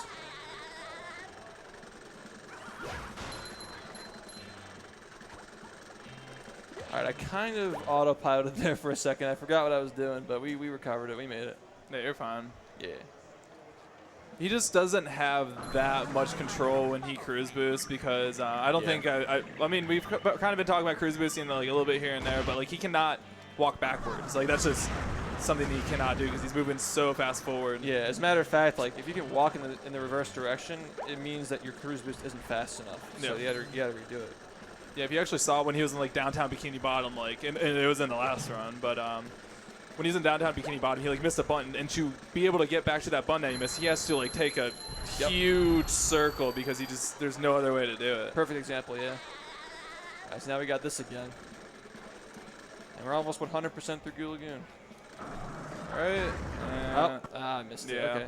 Well, there's a backup for that. You can just pause the game, reload, and then you do a different cycle this time. Yeah, it's really nice you can do that in this game. Just the loading times on Xbox are really nice too, so it's not too punishing. And yeah, this game is faster on the original Xbox, not the Xbox 360 is the second fastest, and then what I believe it goes like. Yeah, it's Xbox 360, PS3 backward compatible. Oh, Yep. yeah, I forgot that existed. Yeah, it's like between Wii and 360. But after that, it's then and Wii. then PS2 is like the slowest. Yeah, PS2 is the slowest one because of loading time. So it's like 7 minutes to Xbox and loads. But the thing is, like, if you're new and starting off the game, you can just pretty much play whatever you want. Really. I always tell people when they're like kind of just getting into speedrunning to, and they're like, what equipment do I get easy? I'm like, just play on emulator, do at least 5 runs. At least 5 runs before you invest just in decide anything. if you like it. Yeah, exactly. Because a lot of people will do like 2 runs and they'll be content. They don't want to even do it anymore. Just get those 5 runs, and if you do that, then you're probably committed enough to go ahead and invest so that you can start participating deeper in the leaderboards, which you can with emulator on here. But just certain times you won't be able to submit. I already got this one. Oh crap! Hold on. Oh wait, no. Wait, does emulator have any bars to like submitting? The only emulator that's allowed is Dolphin, but that's the only one you want to use anyway. I just remembered it was you can submit without video proof. Right? It's the same exact rules as video proof. With like they're all the same rules except you're only allowed to use Dolphin. Yeah. And he's pretty much just doing that just to promote more activity in the game. Yeah. All right, so this trick is. I'll try it twice, and if it doesn't work, I'm just gonna fight the boss. Looks like the I mean, you're getting it early, man. You did it like. Oh my God, I got it. Okay, so. Oh my God. He just clipped through it. There's the spatula for the fight is just loaded underneath the boss. So yeah. So in this category, because the bubble bowl is usually given to you by getting the final cutscene for defeating the boss, we already have it in NG+, so we can just get the spatula under the thing and leave. Yeah, but that boss fight, I mean, it's 3 phases. It takes a minute. That trick saves 3 minutes if you get it like that. Yeah. And another thing too about that trick is it's super inconsistent depending on what kind of an Xbox you're using. In fact, I feel like the reason why it might be working on this one is because it's like a little bit older and more used up than the one I have at home. Could be part of it. Yeah, maybe hit it with a hammer a couple times. Maybe you'll get a little bit more lag. The thing is, though, like you sacrifice loading times as your Xbox gets slower, so it's like kind of a shitty balance where you have to have a slow Xbox for like it gets a lot of lag, but it's also fast in a sense that you have the loading times. But the thing is, like, it's a miscellaneous category, so it doesn't really matter that much. Like, it'd be really stupid and non-competitive if that were in a main category, but it's not, so it's fine. Ooh. Haven't seen that in a second. Yeah, that's the one in the bungee cord. We just skipped the whole thing. Yeah, we got to do the entire mermaid layer in one shot here and get all the socks in it too.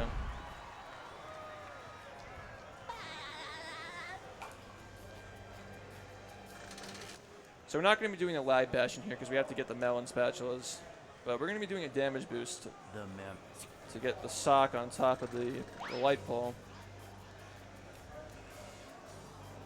Right.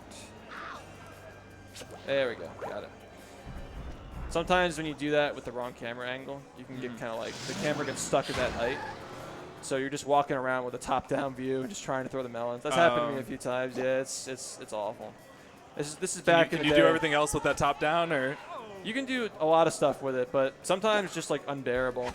I've gotten that lock like in Jellyfish Caves before, when I was going through and clipping through stuff earlier. I got it like right before rock skip one time, and I tried doing it. It did not go well. This is back in the day when the camera, like in these early 2000s platformers, the camera is detached from the character, so you're kind of just like, you're moving with the camera. If the camera desyncs from you, that's what happens. It just kind of floats above you. It's pretty rare though, especially because for most of them, like the most common ones, we have strats for avoiding it. So it's not like a big thing you have to worry about, Just like sometimes happens, you're like, oh man, I just lost a lot of time. Well, anyway, yeah, we're doing all the melon challenges in this run. It's a little bit different. This game has 7 different categories, man. So many different ways of playing the game, and they're all unique. They have yeah, they are tricks. really unique, and like the tricks, the order, you do pretty much everything. Yeah, even miscellaneous categories like this one are really fun. See, it highlights more of the cruise boosting movement. Also, the Poseidon clip is really hype when it works. That thing is crazy. Yeah, pretty similar to the lag clips that we were doing before. If you weren't here watching the last run, we use, it's not actually pause buffering, we're using the pause button to lag the game. So if you just constantly mash pause, you just constantly, you get more and more force into the ground by extending the frames you're being pushed downward, and then you just kind of clip through. Going back to the categories, though, I really like that you guys decided to go with arbitrary categories that are based off of enjoyment. That you know, because I think that's really what the categories should be made around. Exactly. Like if people want to play it, people want to play it. Exactly. If it's justifiable. Like obviously, if you have like a bunch of rules, like 10 spatulas, 3 cheats, and tie your shoot percent, you know, it's like not going to be. There's no reason behind that, you know. But like it's very simple. It's like early cruise boosting, get 100%. I mean, it's still arbitrary, but it's you know, it's justifiable and it's fun. So we just do it. Yeah, this game has a lot of fun spatulas in it, and it's nice to do 100% sometimes for that reason.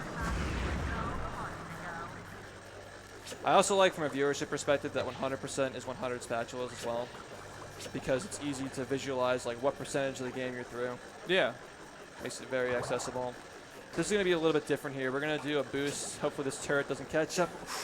Ooh, I barely missed that. Oh, all right, that's actually a strat. All right. Yep. Sure, I believe you. I got to get rid of it. It's, that worked. That was pretty good. Nice. Yeah. That is actually a dope strat.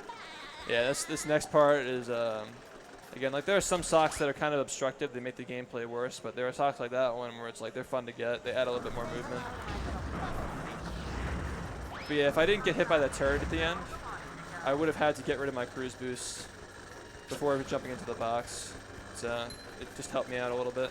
Because when you get damaged or bowl, either of those two things can get rid of your cruise boost. All right, and then we're clipping. Yeah, you get the little text box notification there to turn you around. Please work. Okay.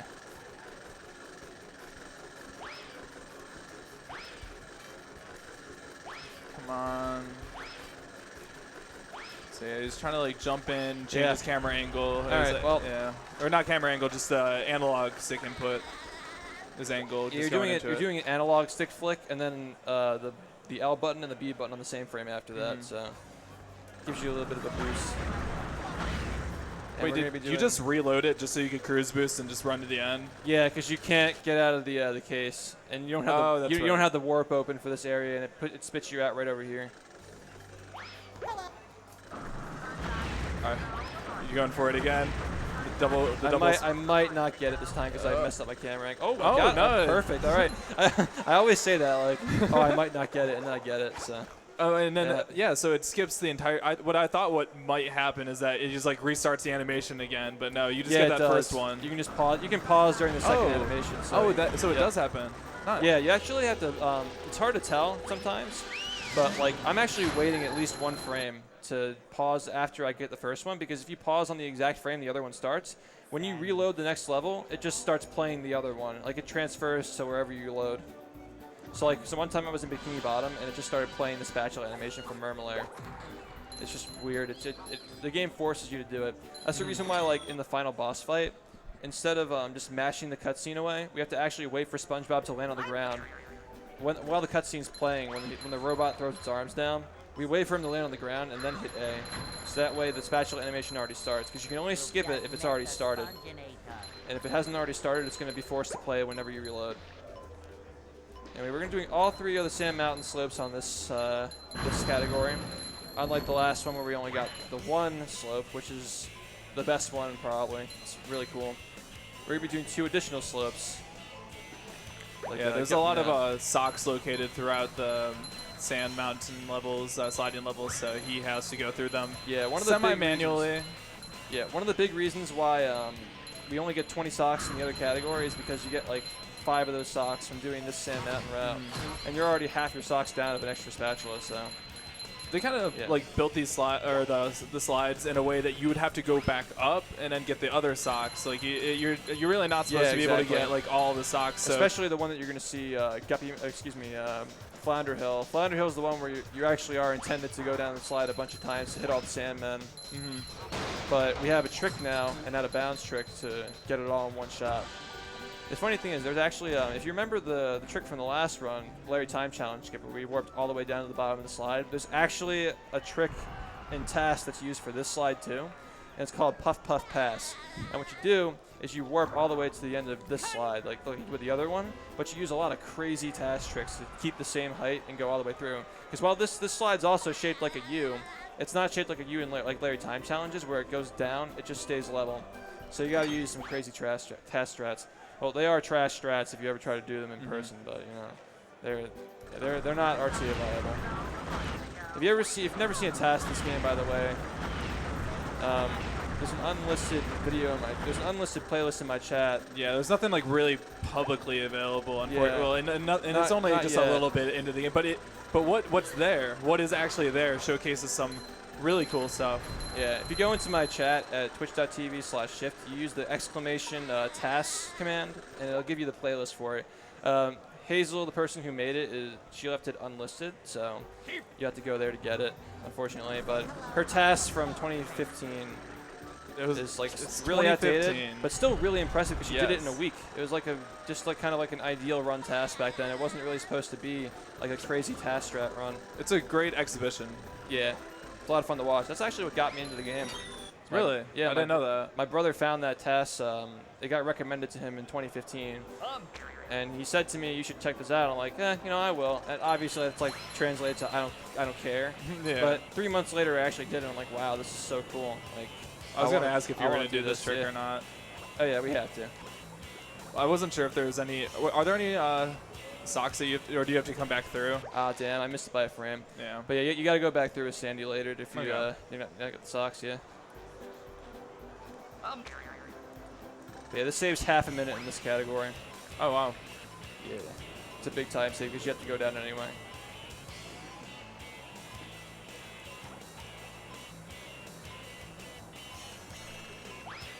I don't know if that worked. That one looked. No, it looks good. Yeah, Yeah. We're good. We're good. Yeah, you can see how it's shaped like a U, but it's also it's descending downwards. So you can do it RTA. The TAS gets an ICV, which is an instant cruise boost, and it like stacks up insane speed, and it just jumps to the end. So that's TAS, man. TAS in this game is like Mario 64, where it's just like nothing like RTA. It's like the meme when people say, "Do carpetless," except somebody did carpetless already, so now like people think it's justified to ask for it, even though it's. Well, that means Cheese is going to do it in his next run. run. His next run, he's going to do it. Exactly. He's going to go for it. Somebody should make a video about that. If you just maybe if you go on YouTube and search for a video about carpetless not being RTA, you might find a pretty decent video on it. I'd check that out. But yeah, as long as you believe in yourself, man, that's the only thing that matters, you know?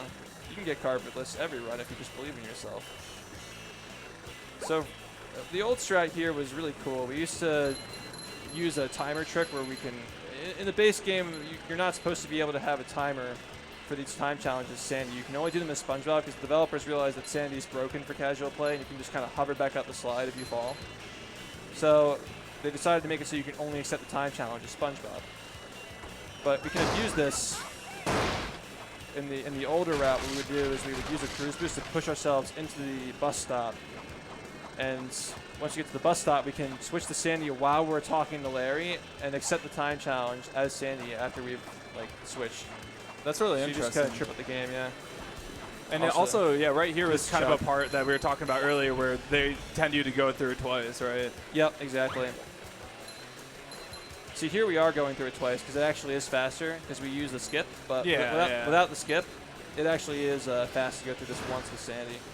And if you do it that way with time stop without doing Larry Time Challenge skip, you can finish with like 5 seconds left on the clock. It's like barely. Yeah, I was about to say, because like the whole reason why it saves time is because you're cutting out, because you're going to the end of it, so you cut out that portion between you getting that sock right there and then the end of the run, that little piece there, that's what you're cutting. Yep, exactly. And that's a big portion. At first we thought it wasn't going to save time, but like you look at it from like now, like if you were to watch how long it takes to go down there now, you realize in hindsight, like, damn, it's crazy that we ever thought that'd be slow there. Anyway, this is probably the most risky strat in Sand Mountain. There are ways to miss this trick that lose over 2 minutes. So what I just did there was I went past the starting line without accepting the challenge, so I could accept it after passing the starting line. And that allows me to go through this slide with timer stop, which is a glitch that allows me to have infinite time. As you can see, it's not counting down, but it's making the noise. I have infinite time to hit these Sandmen and go out of bounds and do all this stuff, because I would definitely not be able to make it if I didn't have timer stop active. But you get a sock for breaking all 8 of these Sandmen, and if you die or fall off and you can't get back up, you have to reload the level. And reloading the level respawns all the Sandmen unless you hit all 8 of them in the same go. So yeah. So don't mess up. It's just that easy, forehead. Just don't mess up. Just don't mess up. Can I get some shift heads in the chat for any of my subs? Forehead emote. Everything's just so convenient. Just the fact that we don't have Hans, we have super speed. We just so many things with this game are just so sick. Exactly, and they're used everywhere. Yeah, there was a time when this game was like most of the only things we abused in it were just like damage boost and cruise boosting. And now, like, I mean, back before I started, this wasn't even a category. There wasn't even a reason for, well, I mean, normal NG Plus as well. There was 200%, which is like a weird cheat version of this where you can cheat in anything you want. It has like a similar route, but not quite. So that was a thing back in the day because 100% had all the grinding before SBA was found. You spend over 20 minutes just sitting and grinding shiny objects in downtown.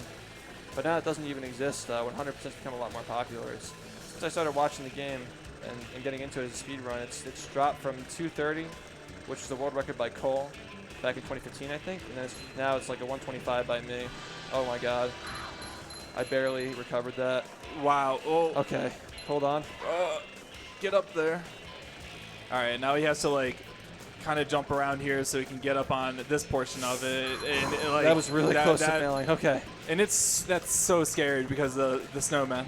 Yeah, and if you fall there, you got to go all the way back down to get the sock. And if you die there, you got to do the entire time challenge. So the most difficult part that's probably the most difficult part, right? Yeah, that's definitely it. Because you got to do the damage stop. Damage stopping when I get hit by the Tiki to lose my cruise boost at the end of the part there. That's why I got hit by the Thunder Tiki. There's a very specific spot on the ledge where if you land on it, you just stop moving and you could jump back onto the slide. So I do that, and then I have to do the damage, the crazy like jump between the not hit the Tikis that go that break you. I almost said Tikis go boom. It's like their mission. We're doing downtown now. I just realized that. Okay, so. Yeah, so after you do the damage stop, you have to avoid getting hit by the Tikis. And then after that, you have to do the damage boost off the spikes, turn all the way around, and get on top of that to get the sock. Because you got to hit all the Sandmen, which are on ground level. And you got to climb all the way up to get the sock, which is at the top level. Also, shout-outs to 4 for finding that strat. Really, really awesome strat. It's made that level so much fun to play. All right, so Tiki's go boom again. Yep. Except this time we're going to do a little bit of a different route. We're going to go around downtown. We're not going to cut straight through. We're going to actually work around like in a C formation. We have to go to the C needle. So, yeah, why do you do this differently than in, I guess, just NG plus any %? Well, this is part of why. Well, hold on. Let me not get hit by a sink. So, you may notice that I'm intentionally dying here. When you go out of bounds past these red lines for more than 5 seconds, regardless of whether you disabled the hand or not, the hand comes back to grab you. So you can re-enable the hand by going out of bounds. And what that does, it skips a cutscene, but it also sets us up for a trick later that we're going to use to skip a really long cutscene in Rock Bottom. It saves like 20 seconds. So wait, the effect of getting the hand back is beneficial? Like for something else other than that cutscene skip?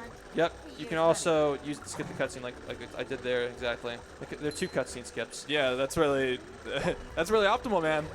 Yeah, so it stacks on. There are so many tricks like playing the game with or without the hand disabled is like they're like playing two different games. There are so many different tricks you can do. Like bull boost jumping is like one of the craziest tricks in the game. There are a lot of like barely RTA viable like IL strats that are only doable with that. And there are other ones like in Jellyfish Fields as well where you can do it as well. I gotta actually listen to the music here to know the cues for jumping. So talk a lot. Yeah, basically just don't stop talking. Yeah. Yeah, so I gotta listen closely for this next part coming up.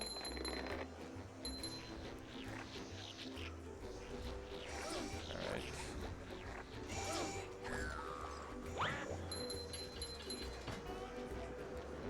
Alright, that's good.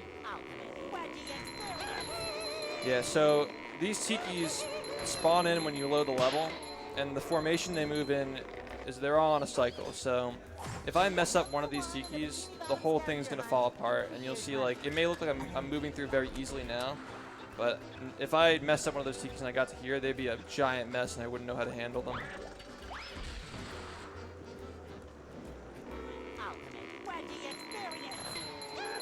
All right, and we're good. Nice.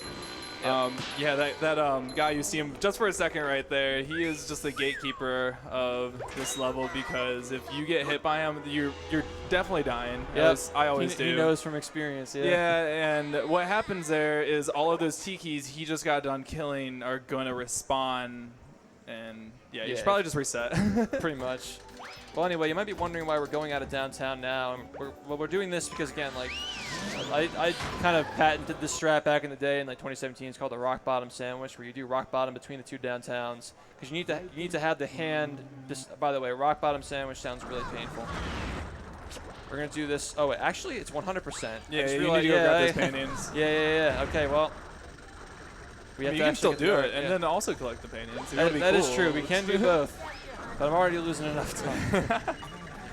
Yeah. So for people that weren't here for the any percent run, what he was doing there is he was clipping underneath Puff to grab a trigger to get the spatula. There's like a 25 shiny object, or 25 amount of shiny object under there, and that's a dev trigger that allows him to get the spatula without collecting all the paintings. But so the game does track those paintings as 100%, not the spatula. It doesn't, but the thing is, like, we try to keep source requirement in because, again, like, this is the whole, like, speedrun politic discussion where, like, what's arbitrary and what's not arbitrary. Right. So the reason why we make people get the paintings in 100% run is because it's still considered a collectible. Like, 1 out of 6, and socks, like, you can get however many socks out of however many else are in the level as well. Like, in this specific level, you know, I think it's 9 socks. So if you could duplicate a sock, which you can, sock duping is a thing. You could duplicate a sock to replace one of the slower socks, and you could still get the 8th Patrick spatula with it. So is that justified? Like, can you get 100% without collecting all the socks? And if so, like, should you also be able to do that with paintings? So the logic is, you know, if you don't have to collect all the paintings, why should you have to collect all the socks? Because this game's so broken, you can duplicate stuff and skip collecting things. So we just say source requirement. Okay, I might actually get that. Wait. We'll find out in a second. I missed it. Damn. Okay. It was like really, it was really like close. 1 frame off, really close. What do you want?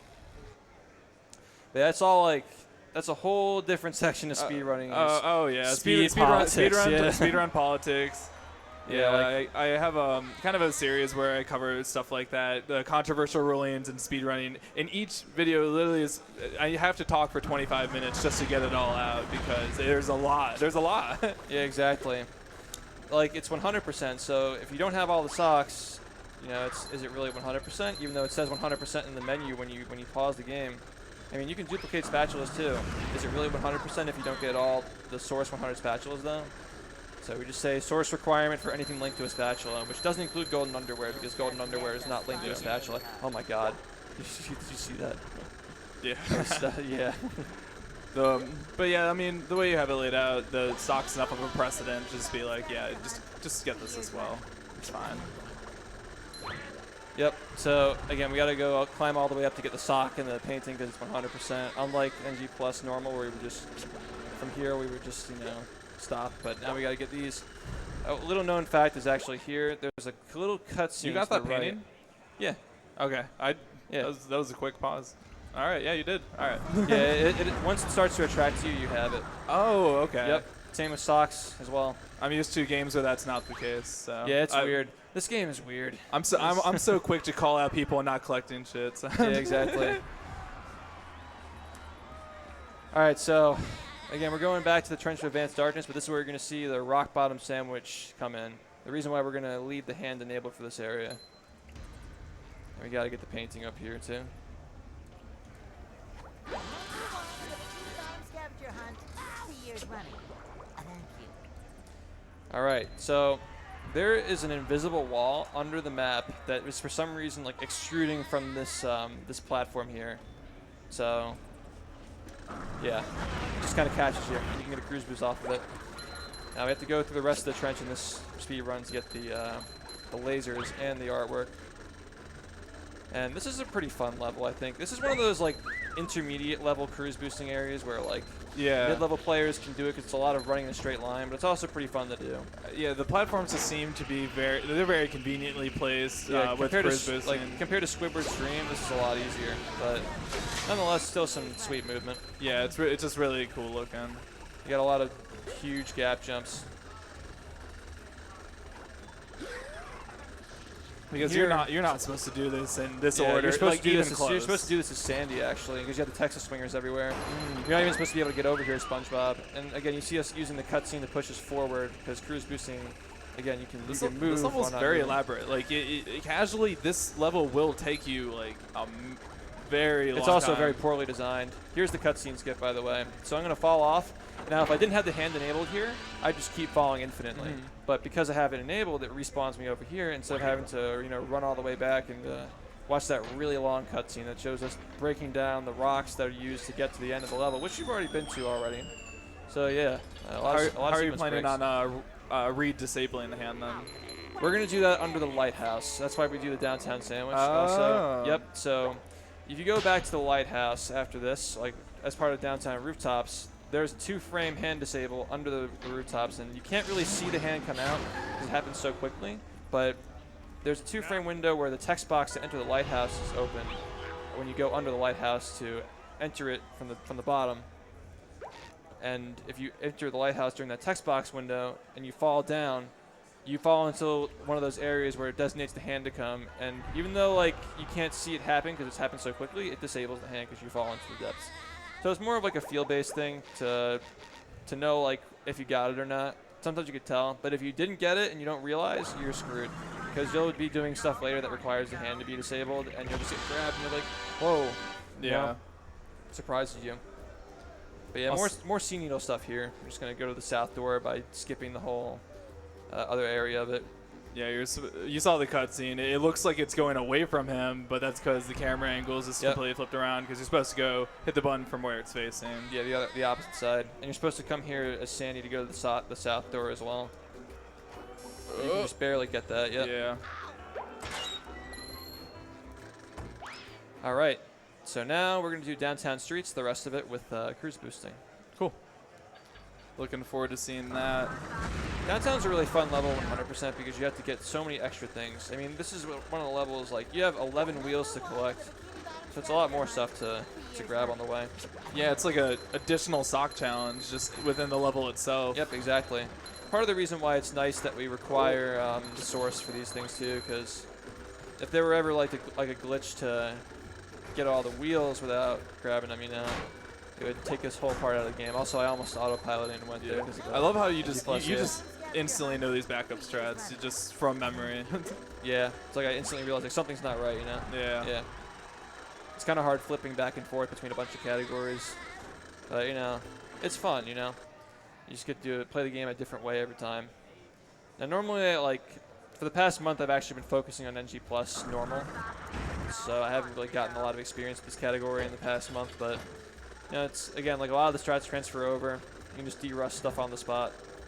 Remember the route, and it's good enough, Yeah. Why is that? Were you worried about like overshooting that with the cruise boost, or? Oh, so you have to go really close to the ground there because you're trying to avoid Also, okay, that I literally just was about to say, like, this is Yeah. another thing that you have to avoid, but that's honestly pretty rare. Like, that, I barely touched that. Really? There's a hand trigger there that you can just jump past, but I was trying to avoid an invisible wall that blocks you from getting the spatula up there. So you gotta jump pretty low to get it. Anyway, hopefully this doesn't happen again. They really didn't want you to. There you go. Yeah. They really didn't want you to get to the bottom of this level at all. So also underneath here, as well as like Hans will usually grab you, there's also a death barrier. So if he touches it, he just instantly dies. I think that's because they were like, because Jellyfish Fields is weird too, and how like goo works. Like it's programmed a little bit differently. We have an idea that this is one of the first levels in the game that they made before hand disabling wasn't like. The hand was actually a mechanic in the game they added. Yeah, so they had, like, that makes sense. And then they just overlaid it over when they added that mechanic. Because this is like, this would have been the, I mean, if you don't count Bikini Bottom, the second level that they would have been working on if they were working chronologically based off of when you unlock them, right? No, Jellyfish Fields is like the first level in the game. It's Yeah, the, no, it's Jellyfish the, Fields, yeah. and then this is second, right? Yep, yeah, and even Jellyfish Fields has some weird stuff. There are like a lot of buttons in this run where you can hit them with every move, and then there are other buttons where you can only hit them with one move. Because all the developers, like, they were all assigned different levels, and they all made them differently. So there are some levels you can, like, in Rock Bottom, hit the ground buttons, the cruise bubble. You know, you can't do that in every level. It looks so goofy. That didn't work. Okay, so I got stuck on the wall. I got to focus a little bit more this time for this one. Yeah, this is the thing we were talking about earlier. Right. Let me just set it up the right way. Okay. There we go. Yeah, I just had to focus. Okay. So that is Lighthouse Disable. Oh, and then now you fell into the hand there? Is that what happened? Yep, just barely. And it just barely registered it, so now it's going to be disabled. Nice. Also, I'll bust out the Lighthouse clip for the fans. Got a little bit extra lives here. It saves 3 seconds in this category, so it's so not worth doing, but we're going to go for it.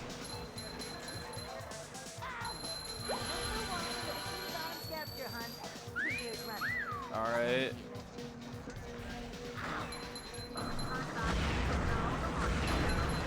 All right, I'll go for it one more time.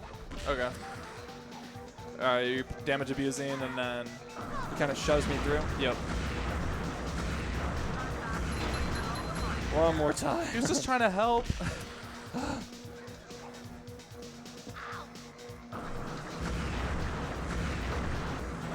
Ah, that was so close. All right, well, he wasn't trying to help. All right, now we just got to do it this way. Yeah. Yeah, that trick is really inconsistent, but it would have been cool if it worked, so it's worth it.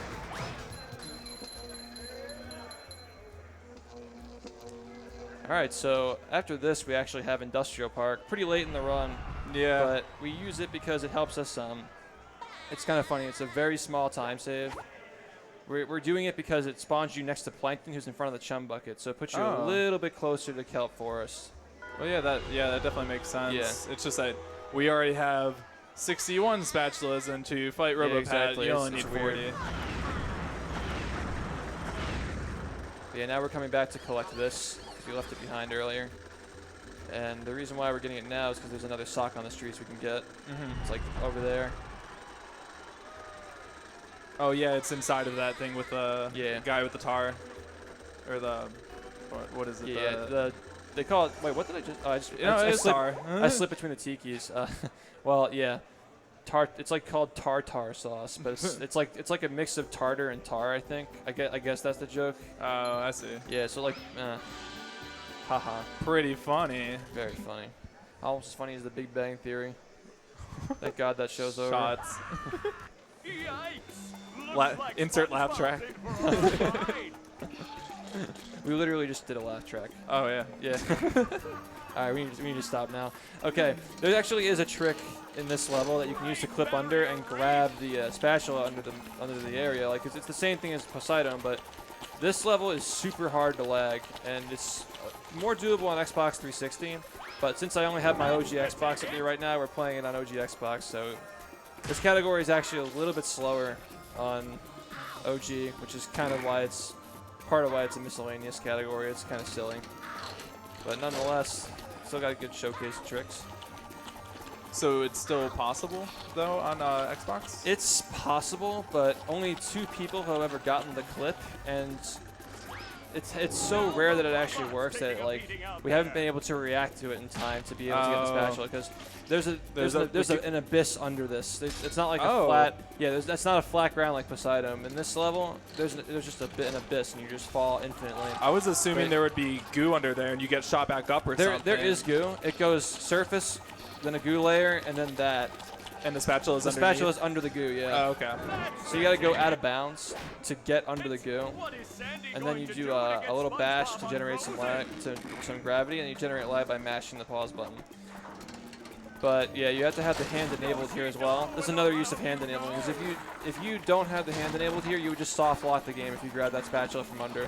But for every map, if you fall for a minute straight, you just you respawn. The hand grabs you after a minute of falling. So you need to have the hand enabled for this, unlike the other ones where you have to disable it.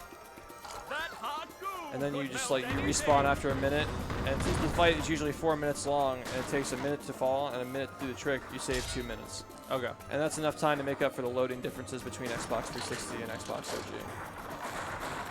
But yeah, it's like really not RTA viable on this. It's like barely even IL viable, considering nobody's gotten it yet, you know? Yeah. And again, like, you can just sit there and mash until you get it, but you can only do so much of that fast mashing before you hurt your hands. And that's the thing is, like, you're kind of hoping you get it before your hands start crying. Because you got these little indented buttons here, and you're just jamming your hand into it. Yeah, It's one of those things, you have a limited time to get it before you get fatigued. I'm surprised you like that pause button. I guess you kind of you are able to get in there, but yeah. like in his Xbox, like original, the original Xbox controller, they're just like, they're not really sticking out. No, something like a PS2 controller is what I'm referring to. They would be sticking out a little bit more. Yeah, like this game. There's been talk actually of this game possibly being ported or re-released. All right, I did not mean to do that. It doesn't lose much time because he's gonna skip the cycle anyway. But I haven't played Robo Pat in a long time. It's just RNG manipulation. It's fine. Yeah. So, Heavy Iron was actually like talking about like they're rebooting their website and all their social media, and there have been some rumors that this game might get a little bit of an announcement soon. We'll see what happens with that. But definitely keep your eyes on it if you like playing this game as a kid, if you like the speed runs, some big things happening potentially. If there's a game to be on the Nintendo Switch that I can just play anywhere, I would want this game. Yeah, exactly. As a speed run too, it'd be awesome. One of the biggest downfalls of this game is that Xbox is the fastest console. It discourages a lot of people, even though like it shouldn't discourage you if the fastest console is something you don't have. A lot of people just want to be optimal, so they want to get the optimal console to start. But even like I started this game with GameCube, Most people start the game with GameCube or PS2 or whatever they have. But it'd just be nice that if this gets ported to something that's like more recent that everybody has, you'd see a lot more people giving the game a try. And it is a lot of fun too. You'd be so lucky if like they remastered it and everything was just not remixed, like that's remastered, high hopes though. and, That's high everything hopes. Stays. Every single thing. Yeah, because otherwise, and the thing is, like, we know if they made changes to this game, there would be patches for some of the major glitches because the SpongeBob movie game actually patches cruise boosting and hand disabling. So we know that, like, if they actually did change stuff, they'd probably change that. Yeah. Which would be huge. You wouldn't even. That would decimate the speed run if you couldn't do the hand disable or the cruise boosting because everything else leads to that. They're like the base glitches,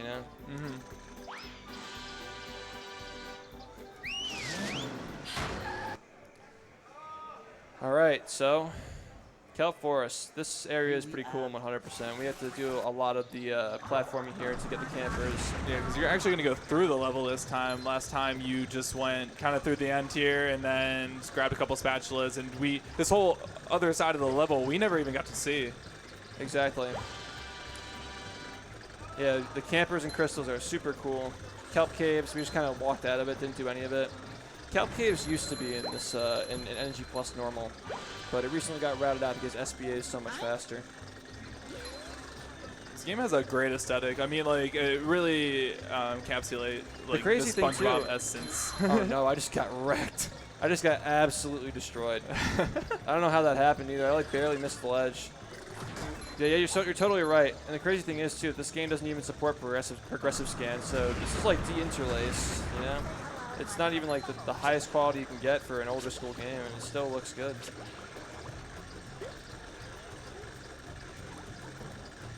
Alright, yeah, I just have to walk all the way back because not only did I fell, I also got hit.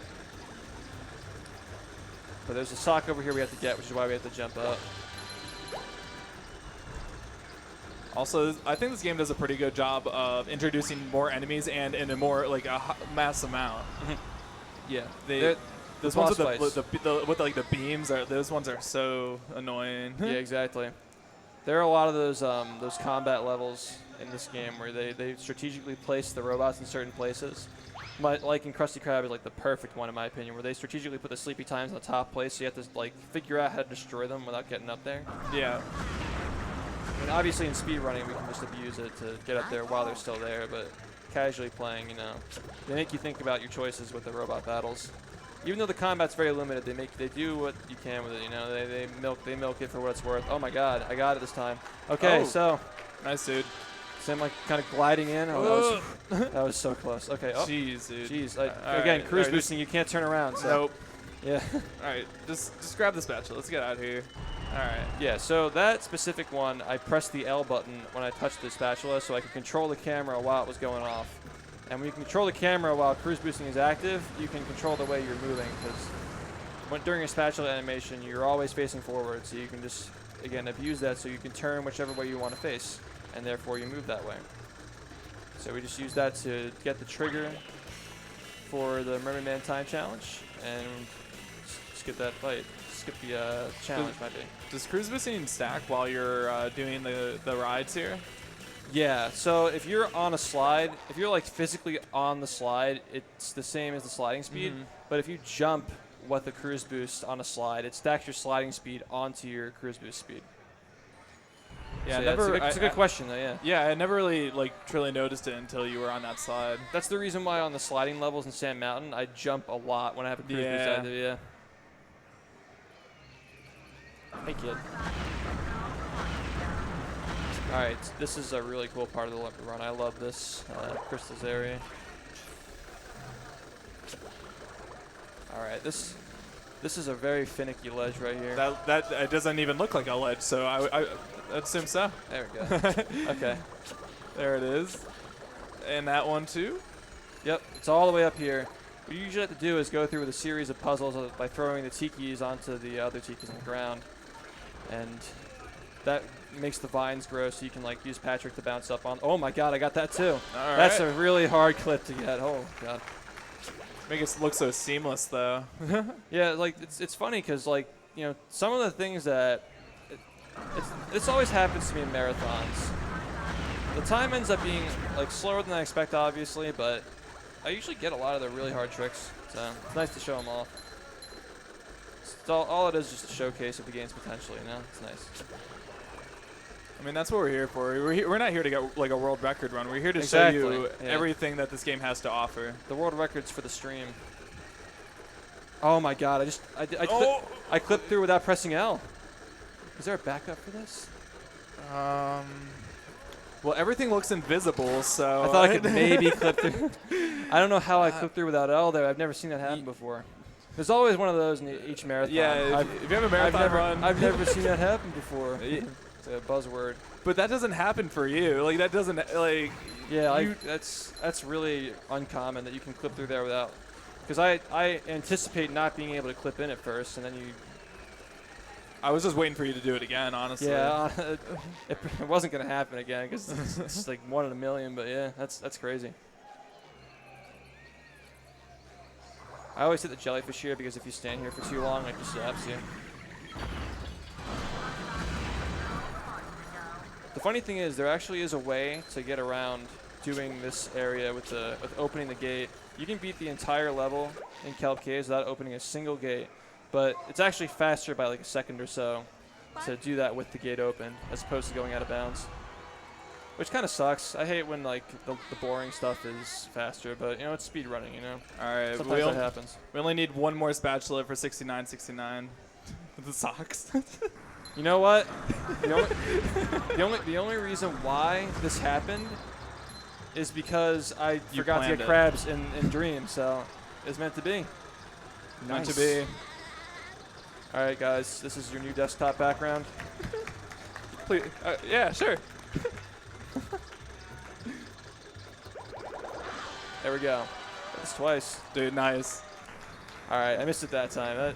That's a hard trick, man. I didn't expect to get that earlier. You should apologize for not hitting frame perfect tricks. Sorry. I'd be apologizing a lot. The thing is, last time I got lucky though because the game lagged a little bit more to extend that frame where it works. Yeah. So I could have also missed it, but I also don't know if I would have hit it or not. So Does it extend I'm it just by 1 frame or 2 or? however long the lag lasts for. Okay. It's really weird. This game has a lot of weird, inconsistent stuff in it. Yeah, but I love Kelp Forest in this category. There's so much. It's so cool, dude. It's nice that you can see, like, doing 2 runs back to back. You can see the difference between the categories. You can see how different it is. All right, that's the last spatula in this level. Where are we to Get next? the campers one, and there's 1 sock over there for bowling a Oh. strike. Yep. So after this, we're gonna go to the Dutchman's Graveyard, but not before going to the what's it called? It's the Krusty Krab.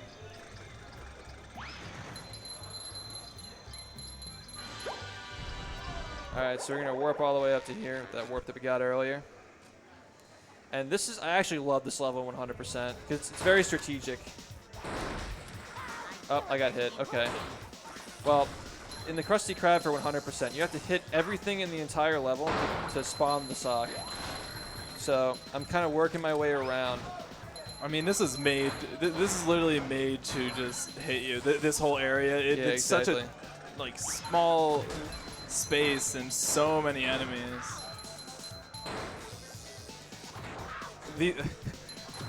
Oh man. All right, we're good. One pair of if underwear I left. didn't get the backup underwear for marathon safety, that would have been sticky. Yeah, Because that can happen here true. sometimes. You get bad RNG on the ground floor, and then you get hit a lot of times. And there you go. There you go. The biggest feels bad is whenever you hit that tiki and you're like, come on, spawn, and then it just doesn't spawn, and you're like, wait, what did I miss? And it's like something like the ketchup container or like the barrel. Yeah. The barrels kind of blend in with the ground. See, what I was gonna do there was I was gonna jump on top like I did the last run, but kind of forgot. Oh well. Anyway, we're gonna go to the graveyard after this, and we got Dream, and then we're doing the chum bucket.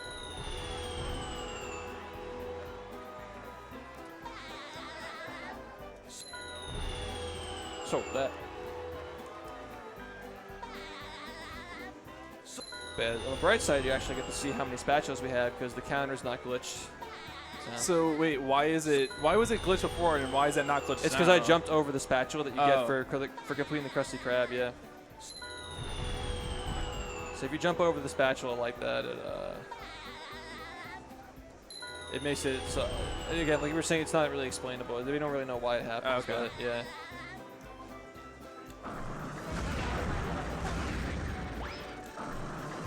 It just doesn't update. The counter just doesn't update. But the thing is, like, when I was routing this category, we ran into a problem where you didn't have 60 spatulas going into the graveyard.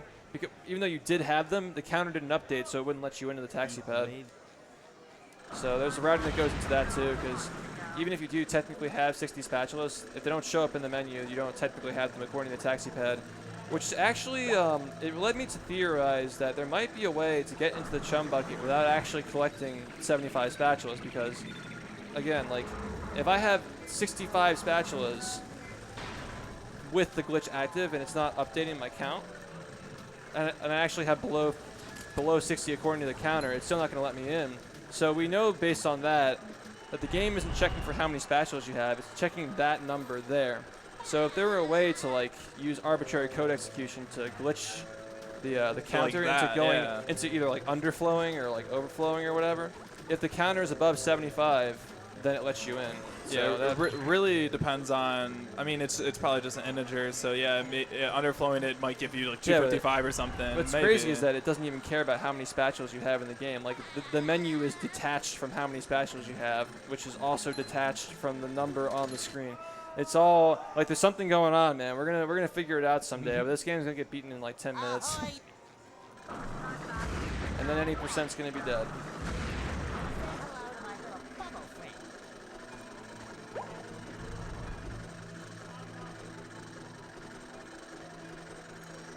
But yeah, Graveyard has a lot of this of similar stuff as it does in NG Plus any percent. The major differences are the socks that we get. And the sock that we get on the ship is actually a really cool one. I'm excited to get that one. I have to go for that again. That cruise boost is really tight. Yeah, you said that was the hardest one in the game during your any percent run. Exactly. You just don't have a good because you basically when you're cruise boosting or setting up the cruise boost, you have to be kind of like walking into the wall at a kind of an angle. Yeah, it's got to be the perfect angle to get full speed. Otherwise, you won't be able to bash up the boat. And you also have to do it in time for the mast to reach you.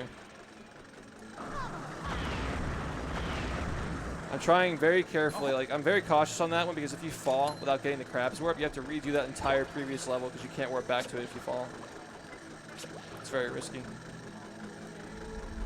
Some cool platforming here. Yeah. So quick. Got that this time. So it's going to be a little bit different this time. I'm going to get another cruise boost after this cutscene. I'm going to get another cruise boost on top of the mast, and then we're going, or the crow's nest or whatever. You need like a faster one? It kind of looks like a crow's nest, but it's not really. It's more like a platform. But you get a cruise boost off of there, and we're going to use the sandy swingers that are rotating in the sky. You can actually land on them. They're solid. Really? So we're going to do a little bounce off of them, and it's going to save us from having to turn around to get a sock. Like, you can still get the sock without doing this, but it saves us a little bit of time for not having to turn all the way around. Because remember, cruise boosting, you can't even turn around unless you make a full circle. Yeah. So it saves a lot of time just not having to make that full circle. I see now that it's not because it's faster, it's just because you need to not have cruise boost so you don't fall off this platform.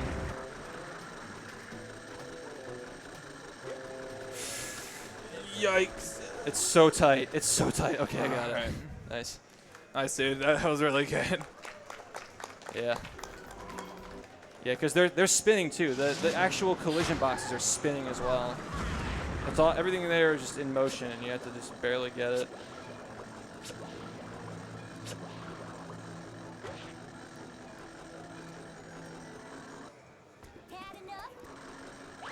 All right, here it comes. The cage. So again, like, this category follows a pretty similar pattern to NG Plus normal, but it just has a lot of stuff interjected in between and some routing choices to make some of the smaller things faster. It's a nice breath of fresh air. It's also nice to play more of the game too. In there. Oh, am I getting the camera glitch? Look, yeah, look at that camera. The camera desynced. All right, so now we got to go to SpongeBob's dream, back to Sandy's stream, Slide in Texas style, because we have enough to do this challenge now.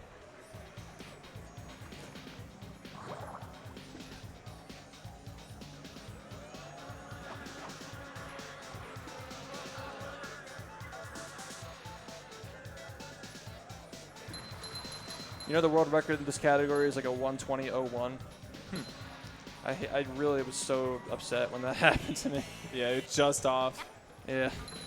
It's okay. I'll brag about my PB in Spyro. We're at 1959. Oh, man.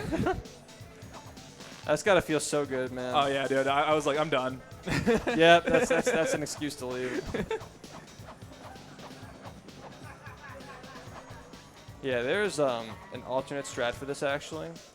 That saves like 40 seconds. And you do it with SpongeBob. It's the hardest trick in the game.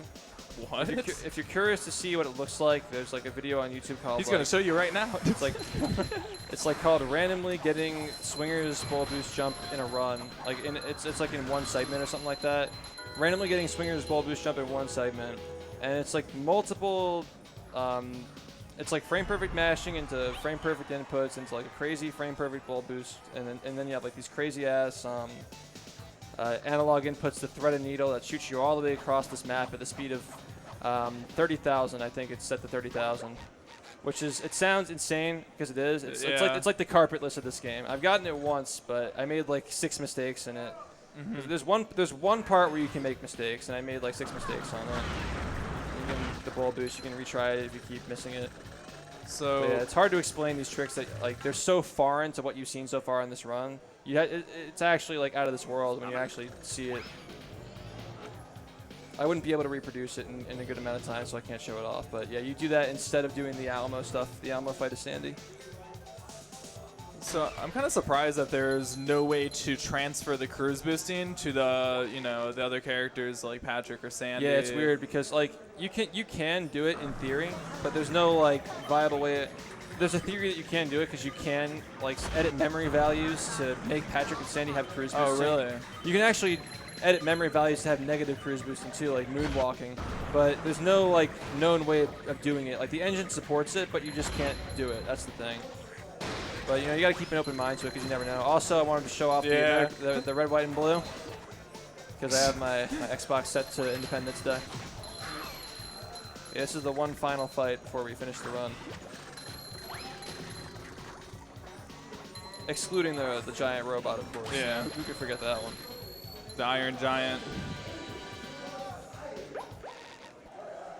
I hate that they put that there.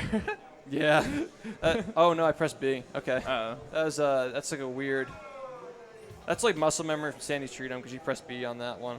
It should still be there, yeah. Yep, exactly. Imagine if it just wasn't there. That's well, that's like one thing. I mean, that's deliberate. I'm sure because there's a lot of spots that the spatula just stays there even if you leave. I have 79 socks. I know which one I forgot though. It's, Oh. it's this one in here. Yeah. Oh yeah. You never went in here. That's right. Yep. You just have to destroy his couch. Yep. Shout out to Konosumi, the pioneer of the Kona sock. Back in like 2016, Kono, when he ran this game, he had like a strat where if he missed the sock from a one-frame jump, he would just get that as a backup instead. But like I don't think anybody told him that it's like a 20-second sock. Yeah. So like, it's like super slow, and there were other options.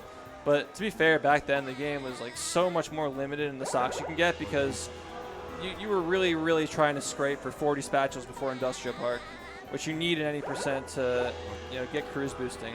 So there weren't a lot of sock options, and I guess like for some people that was the next fastest one that was worth doing.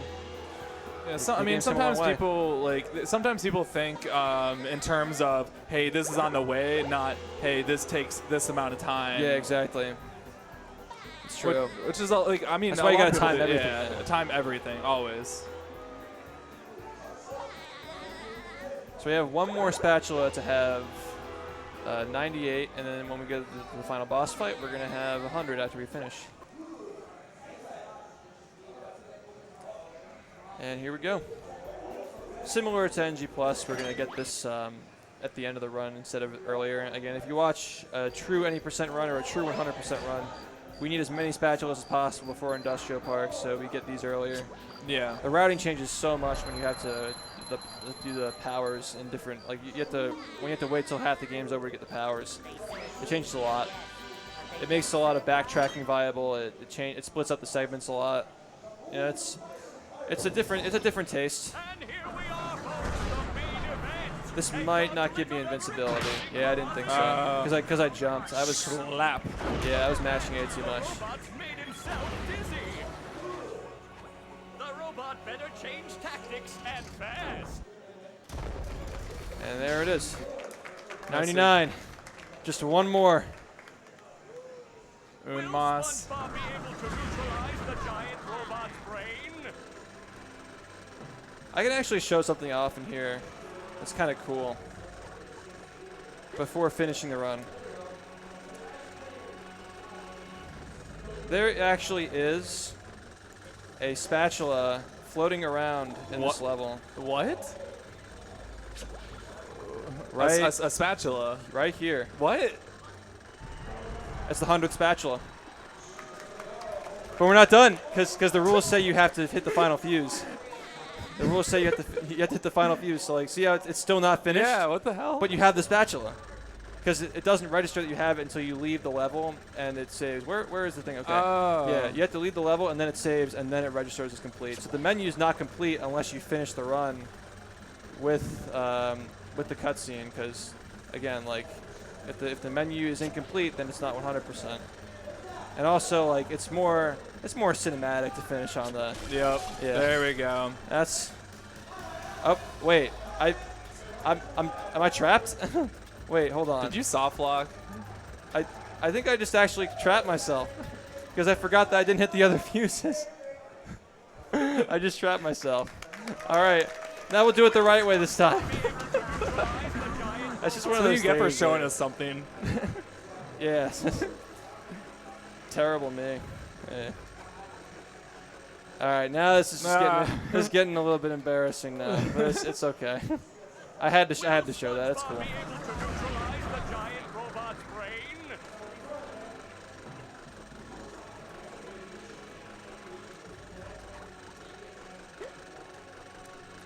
Yeah, we'll do it the right way this time.